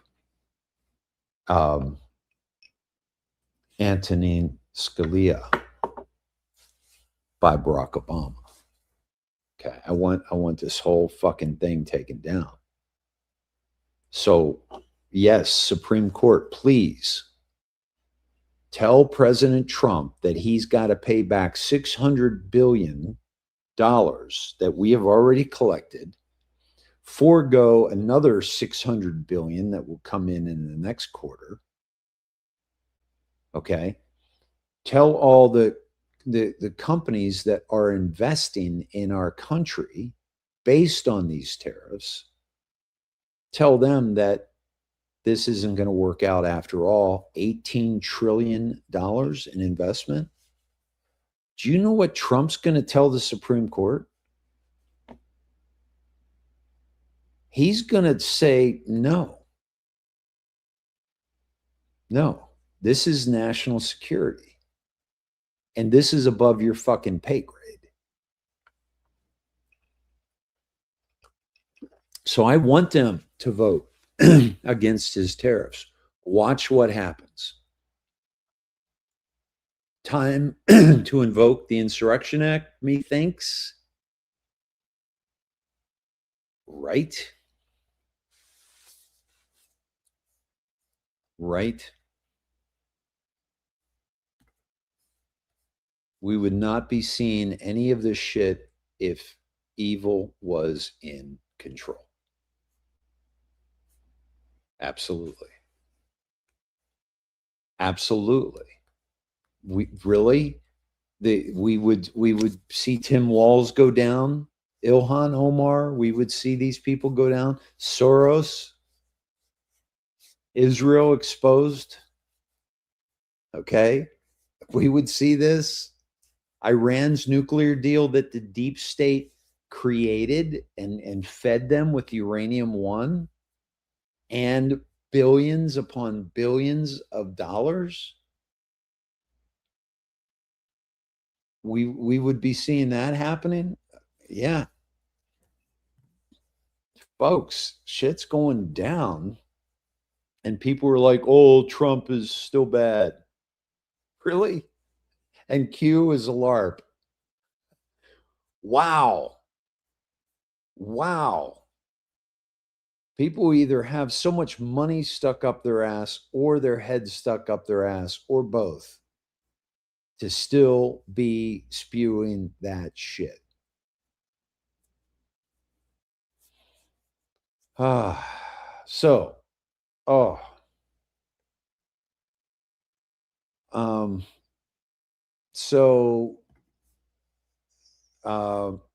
David, did you pull a Dave when you slipped? LOL. Get well soon. Did you hear that Julie Donuts is a guest on LT's and we know cruise in March this year? No, I didn't know that. I didn't know that. Yeah, I think I'm gonna do a cruise. It's gonna be, you know, maybe a little boat that goes out on Lady Bird Lake here in Austin or something, or Lake Travis.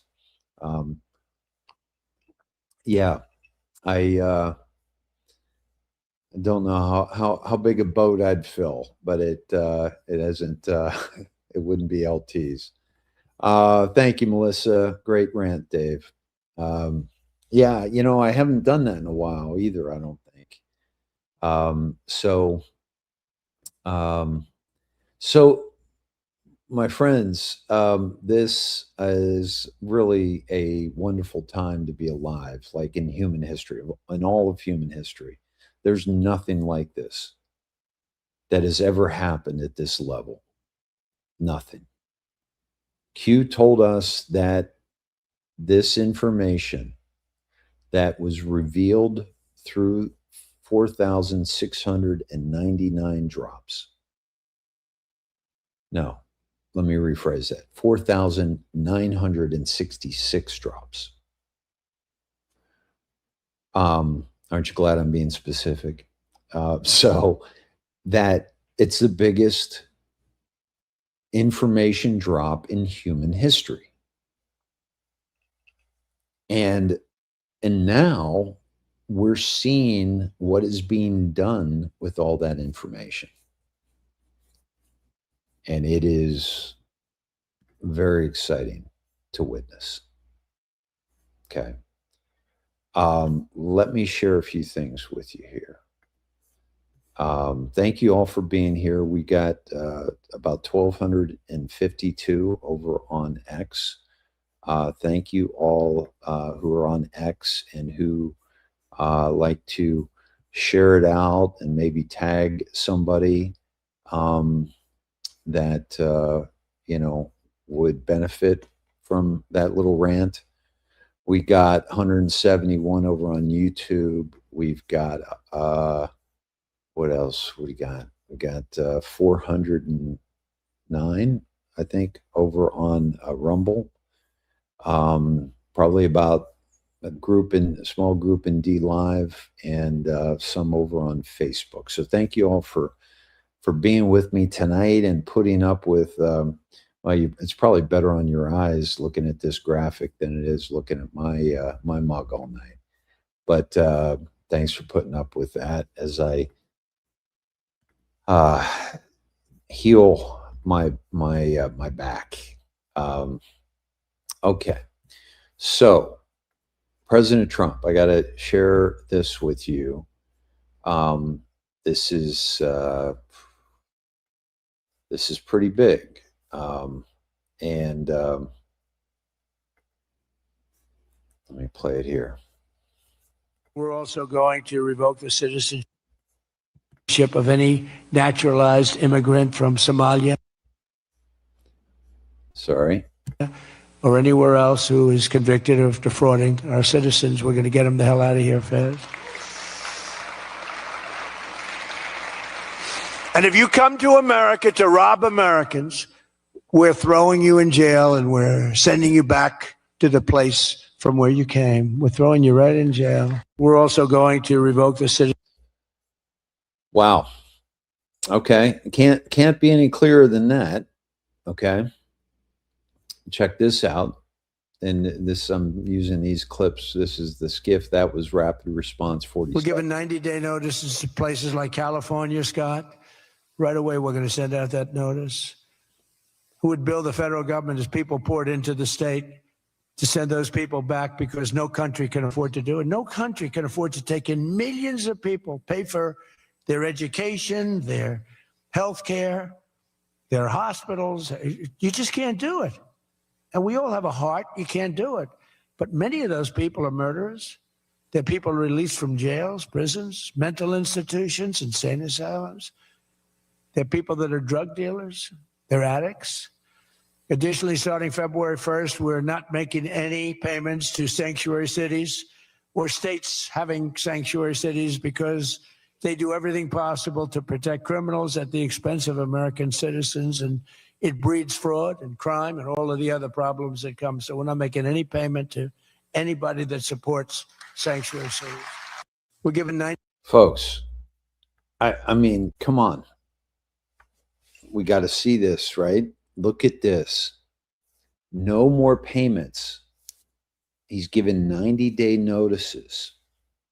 We're not going to be giving you any more money after 90 days. Now, many of you think, why wait? Right? Well, I'll tell you why.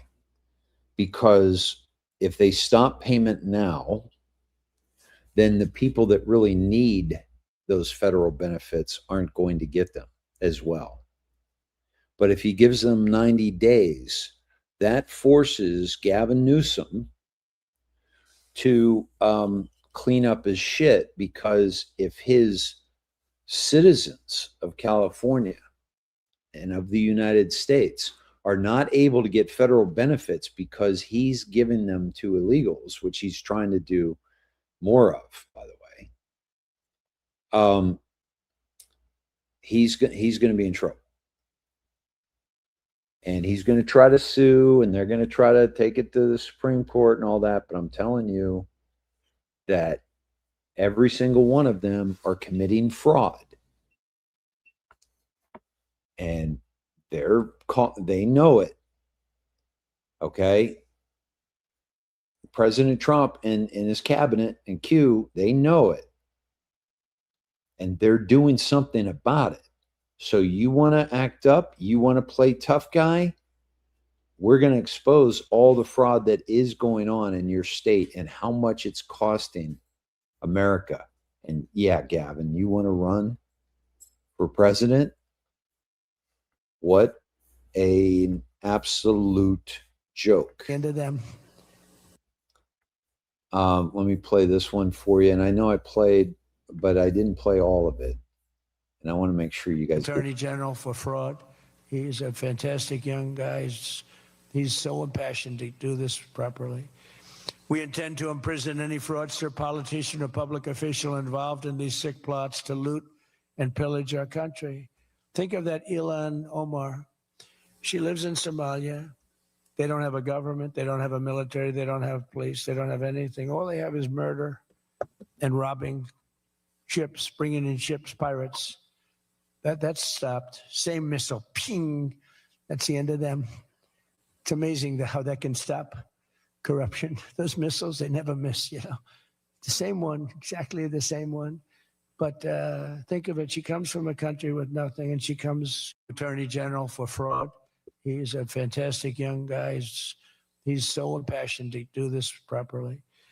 We intend to imprison any fraudster, politician, or public official involved in these sick plots to loot and pillage our country. Think of that Ilhan Omar. She lives in Somalia. They don't have a government. They don't have a military. They don't have police. They don't have anything. All they have is murder and robbing ships, bringing in ships, pirates. That's stopped. Same missile, ping.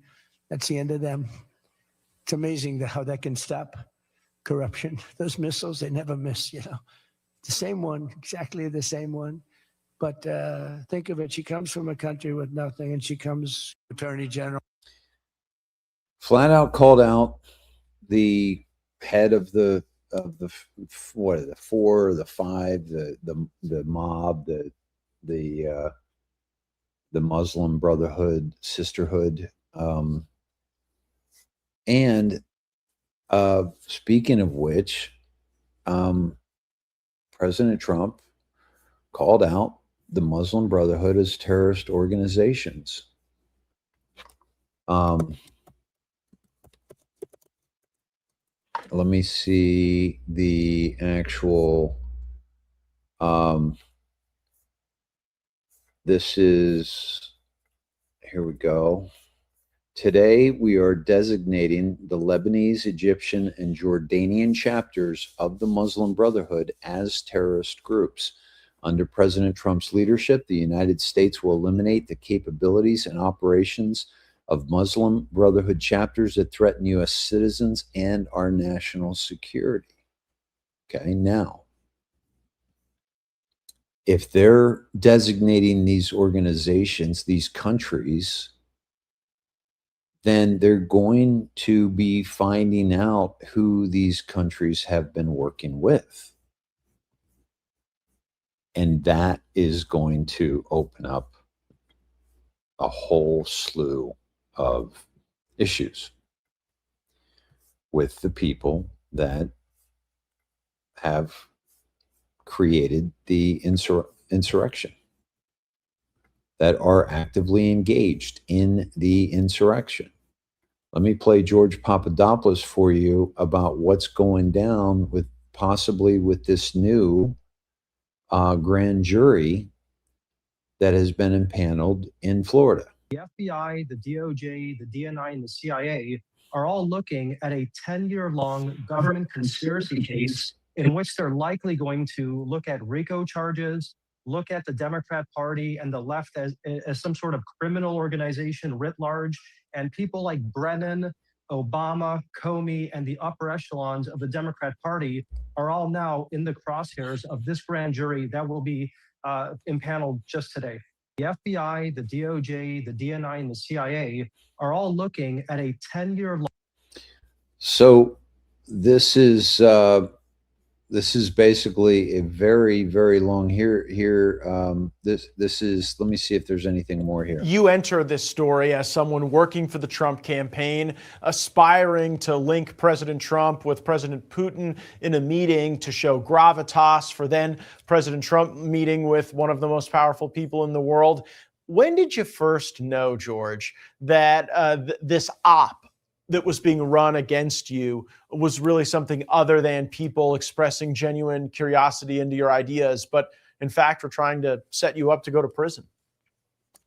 Yeah, certainly. Little did I know at the time that our allies were basically trying to frame me and others associated to the Trump campaign. And it really all started in London when I had these various Australian diplomats, Israeli diplomats, British diplomats at the highest levels. I'm talking about people who were the number two to people like Boris Johnson at the time, the people that were ambassadors of Australia. These were not low-level people meeting with me, and what they were basically telling me is that we view your candidate and his ideas as a threat to our interests and international peace and stability, and we don't think it's a good idea for you to be promulgating these ideas. And that's really when I started to be very suspicious about the whole situation, Matt. But ultimately what happened here is that diplomacy between the United States and Russia was criminalized.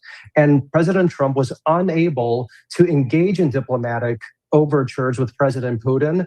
It resulted in extremely unstable relations between the United States and Russia. And ultimately, once Biden ascended to the Oval Office, the war with Ukraine and Russia began, and over 1 million people and countless others have died. So this is the ultimate situation that we find ourselves in, Matt, and why this investigation finally has to come to a conclusion. Those who perpetrated it have to be held accountable, and we could finally open a new relations with Russia and other countries based on equal rights and sovereignty, instead of this fake story that the deep state wanted to push down the American people's throats and President Trump's throat.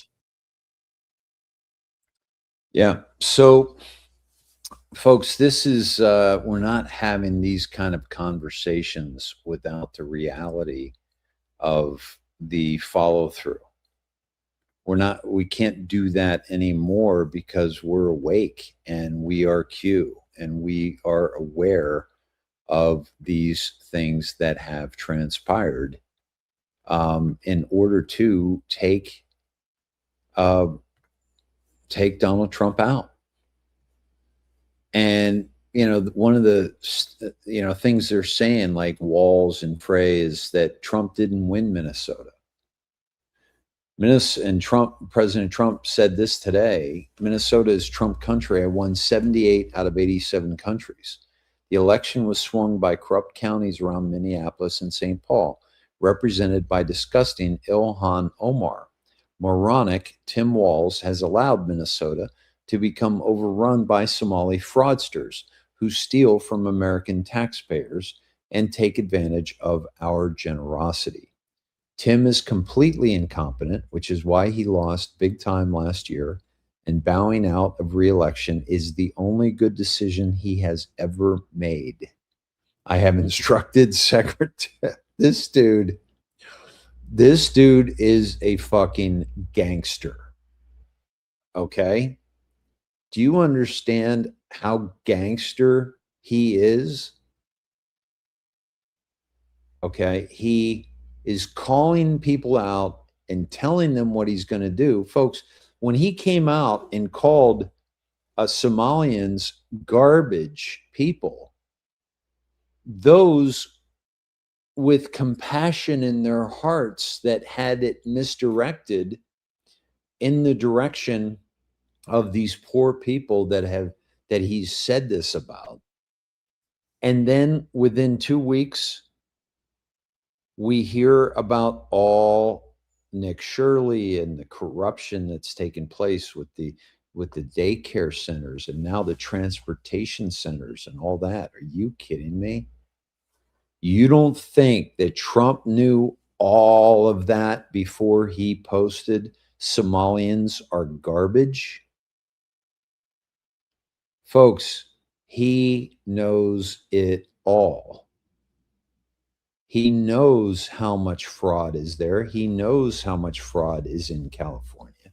And that's why he just gave them all 90 days before he turns off the money spigot.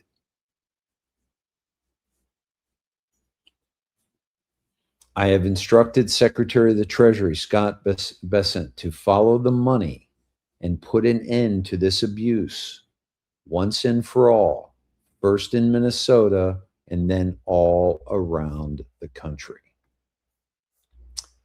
Boom. And by the way, taking you over to Snedheads here. Snedheads.com, free to join, but to post and interact and get involved in the community, it's $17 a month, which is a hell of a lot less than what each of your free social media platforms and apps are charging for your information to the highest bidder. They're making hundreds a year off you, several hundreds, $300, $400 a year off of your information, each one. Okay. And we don't do that. But we also, as a society and as a civilization, we have to break our addiction to free because we think we're getting something for free. Meanwhile, there's somebody behind us pulling up our skirt. Because that's what social media is. And they're stealing our memories. They're monitoring and they're controlling who sees our posts. They're censoring us. They're terminating us. They are making billions.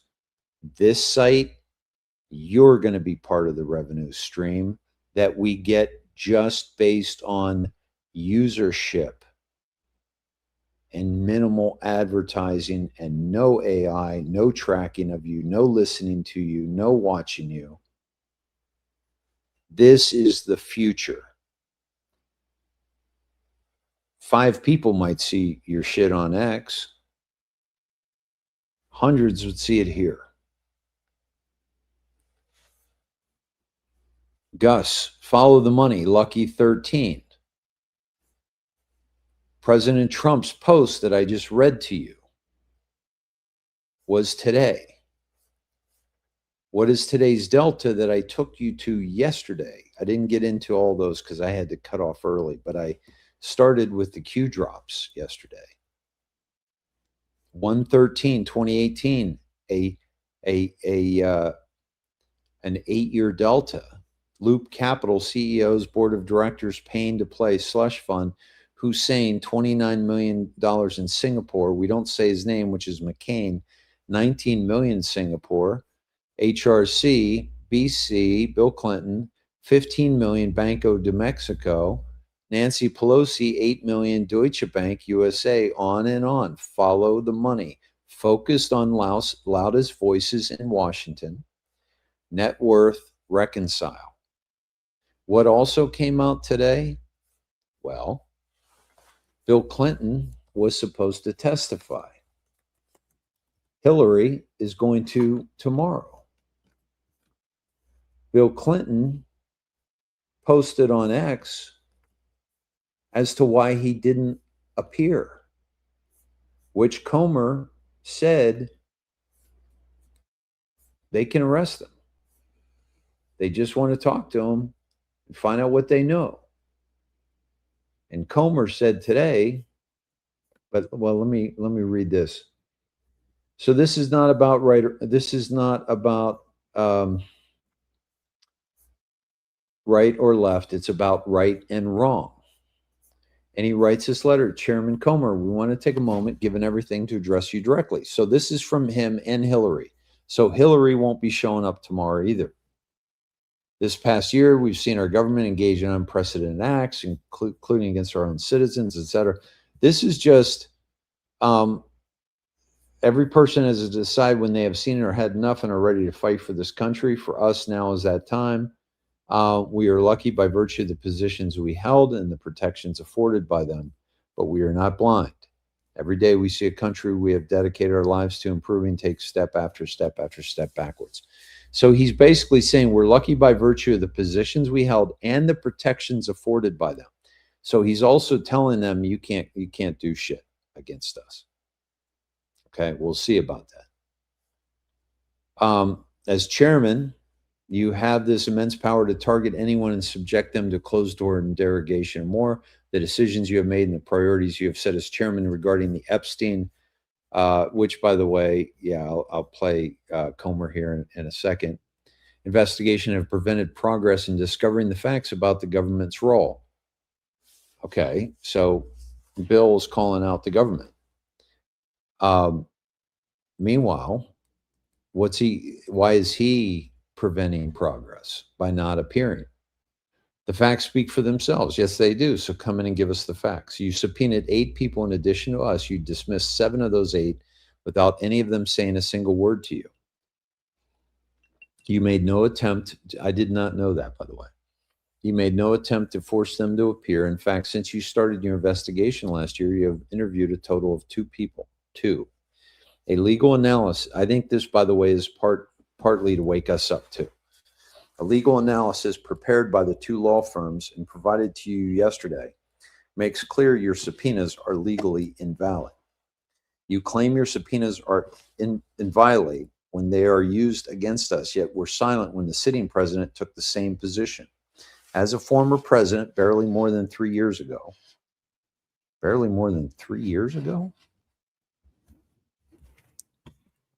is he saying that, yeah, he was part of Biden? I don't know. We call it, that's a very odd thing, though, barely more than 3 years ago. We call on you to release that analysis to the public to allow them to see how this is yet another example of the casual disregard of the law of the land. All the while, you have done nothing with your oversight capacity to force the Department of Justice to follow the law and release all its Epstein files, including any material regarding us as we have publicly called for. Now, this, to me, is a white hat script through and through. Because the white hat script I told you was Trump saying, we still talking about this Epstein guy. and got the Democrats and the media to call for the Epstein files, which they had never done before. And now everybody knows that Bill and Hillary are supposed to testify. So his letter, people are going to read as to why he's not going to testify. And what they're going to see is that the House Oversight Committee is a fucking joke. And they're not really doing anything. And it's all for fucking theater. And it's got to come from the DOJ. And it's got to come from Trump. But this is going to get more people to call for those documents. And supposedly these new million more new documents. So 4 Republicans out of 220 joined every Democrat to reach the minimum number of members to force a vote. You were not one of those 4. Even now, despite the Department of Justice's failure to follow the law of Congress passed, you have chosen not to consider subpoenaing the sitting attorney general to follow the law. Despite everything that needs to be done to help our country, you are on the cusp of bringing Congress to a halt to pursue a rarely used process, literally designed to result in our imprisonment. This was not the way out of America's ills, and we will forcefully defend ourselves. Indeed, bringing the Republicans' cruel agenda to a standstill while you work harder to pass a contempt charge against us than you have done on your investigation this past year would be our contribution to fighting the madness. We have tried to give you the little information we have. We've done so because Mr. Epstein's crimes were horrific. And I should know because I was with him on that island 27 times. And, you know, no, I'm adding my own to that. So you have to read along with me and know that. If the government didn't do all it could to investigate and prosecute these crimes for whatever reason, that should be the focus. Of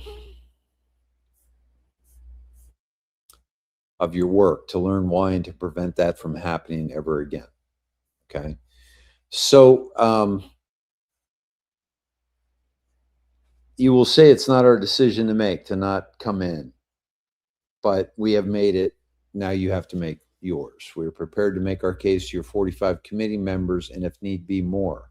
Importantly, we also will defend ourselves in the public arena and ensure this country knows exactly what you're doing and why you're doing it instead of helping the American people who need this Congress's work and protection. For most people, even the bulk of the Congress today will be the first day they learn of this dispute. We are confident that any reasonable person in or out of Congress will see, based on everything we release, that what you are doing is trying to punish those who you see as your enemies and to protect those you think are your friends. Continue to mislead Americans about what is truly at stake, and you will learn that Americans are better at finding the truth than you are at burying it. Continue to pursue auto pens instead of penning laws Americans need, and you will learn that you are signing away any remaining chance of being on the right side of history. Continue to abet the dismantling of America, and you will learn that it takes more than a wrecking ball to demolish what Americans have built over 250 years. Sincerely, Bill Clinton, Hillary Rodham Clinton. I can tell you right now, those are fucking auto pens, first of all, okay? Second of all, and the white hats have the software. He said that he's barely 3 years out of the presidency. What was his role in the shadow Biden-Obama presidency? Okay. And why does he mention auto pens? Okay. Because everyone's like, oh yeah, I forgot about the auto pens. Thanks for reminding us, Bill, that this clown, Biden was doing the auto pens. So, oh my gosh, folks, this is some good stuff.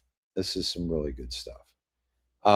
So much going on, and I am gonna again try to be here tomorrow night and it shouldn't be a problem at all. I may have to do this again, but I've enjoyed my time with you tonight, and I could literally probably do another 2 hours, but I just can't. And before I go, I do want to say that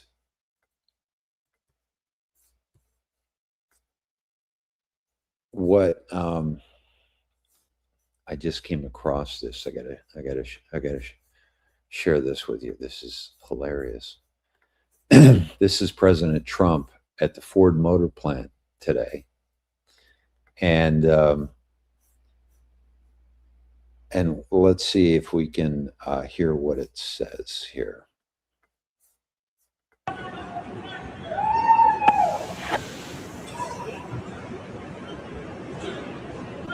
I think he was heckled, and I think President Trump said, "Fuck you."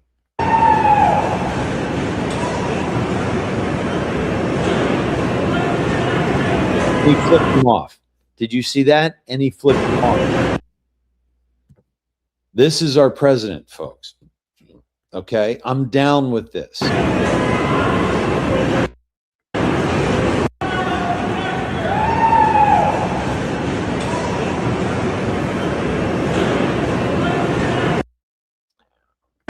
Look at that. Okay. When you understand that these people have been paid and have been brainwashed to try to stop the man who is saving the world from the deep state. Read My Lips said Ford employee was fired for calling President Trump horrible names.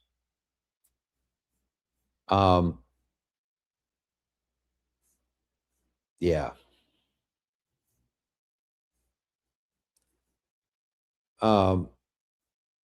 So this is huge. I mean, this isn't going to continue. Like when President Trump first won in 2016, we had to put up with losing friends, with, losing jobs, with, being at odds with one another. And I just, it was not a fun time. And it was not a fun presidency.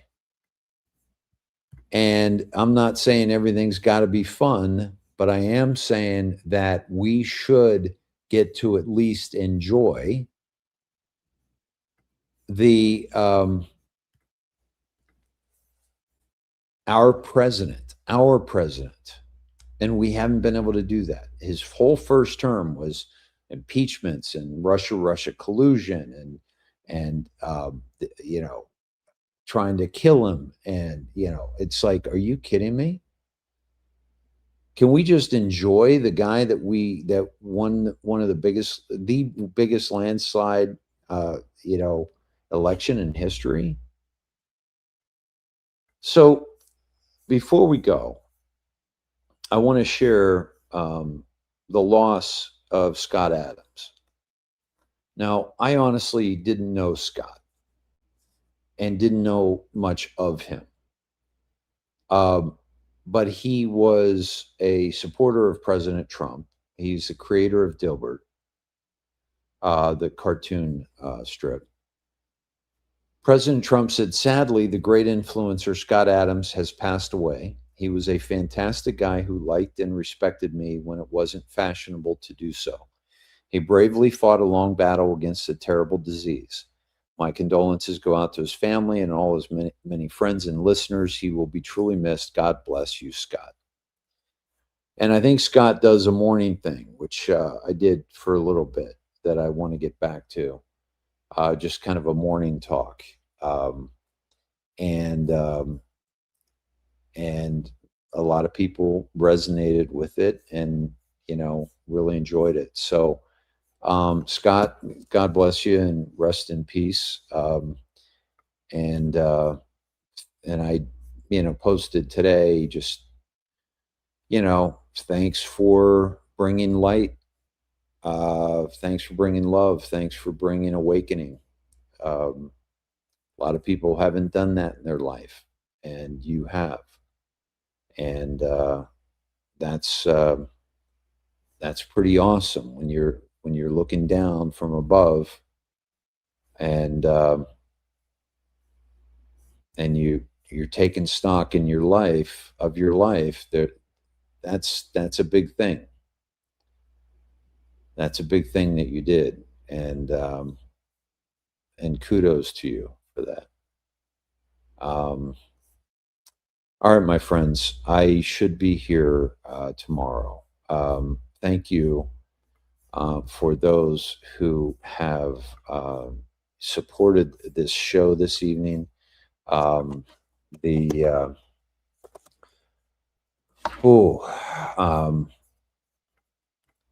I just want to say that thank you to Karen Conklin for your $125 donation. Thank you very much, Karen. CR Partners for your $10. Donna Esteen for your $50. Cynthia Hale for your $15. Jeanette Sayer from last night, $50. Dina, $50. Rosemary, $30. Edward, $5. Marty Ray, $200. And Catherine Reeves, $25. Thank you all. I'd like to get the wheel up maybe tomorrow night or Thursday. And also want to shout out to let's see, it's hard sometimes, I can't get your names, but is it L Trench 1? Thank you very much for your donation. NRS Mayor, Mary Bradley. Mary, thank you so much, my dear. You guys have no idea. Vicky Soros, thank you, Vicky, dear Vicky. Yeah, thank you. And also John Valance Jr. Thank you, John. And yeah, just very grateful for you all, folks. And it's an important thing I think I'm doing, and I'm trying to be the best I can at making sense out of all this craziness that's going on. And I hope I am honoring you with that. And I ask you to honor me and support the work I do, and continue and have done for a very long time. And I have not gotten rich off this movement by a long shot. And I've given every minute away, 1,500 plus shows, every one free. And so, because information must be easy to acquire, and there can be nothing getting in the way of our access to information, and your support continues to keep that alive and keep those away from the powers that be that would want to finance them so that they could control their message. And that is what has happened. That is how we've gotten into this mess.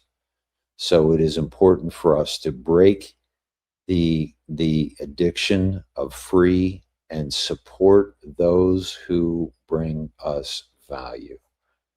And you can do that there, or you can join us over on Snedheads for $17 a month, and that gets you a whole social media platform. A small town. Break also the addiction to being a small fish in a sea of surveillance, and come on over to Small Town Snedheads, soon to be the Rubicon. the name of the river in northern Italy that the Roman army could not cross for fear of a military coup. But when Caesar crossed the Rubicon, he said, the die is cast, that we are in history as having crossed the Rubicon, and we will continue on into Rome and conquer Rome and come in as the emperor. And that was to get rid of the corruption in Rome. So we will pass the Rubicon with a Q. That will be the new social media site. All right, my friends, much love to you. Have a wonderful night. Thank you to Quasi Pete. Thank you to Moonbeam. Thanks for joining me tonight. And I'll have some viewer mail tomorrow night as well. If you ever want to send me a note, a card, Snedhead just sent me a book and some donations. And so thank you for those, and I'll do those maybe tomorrow night. All right, much love to you all. Sweet dreams, and thank God for all of this. Let us find gratitude in the life that we lead. Good night.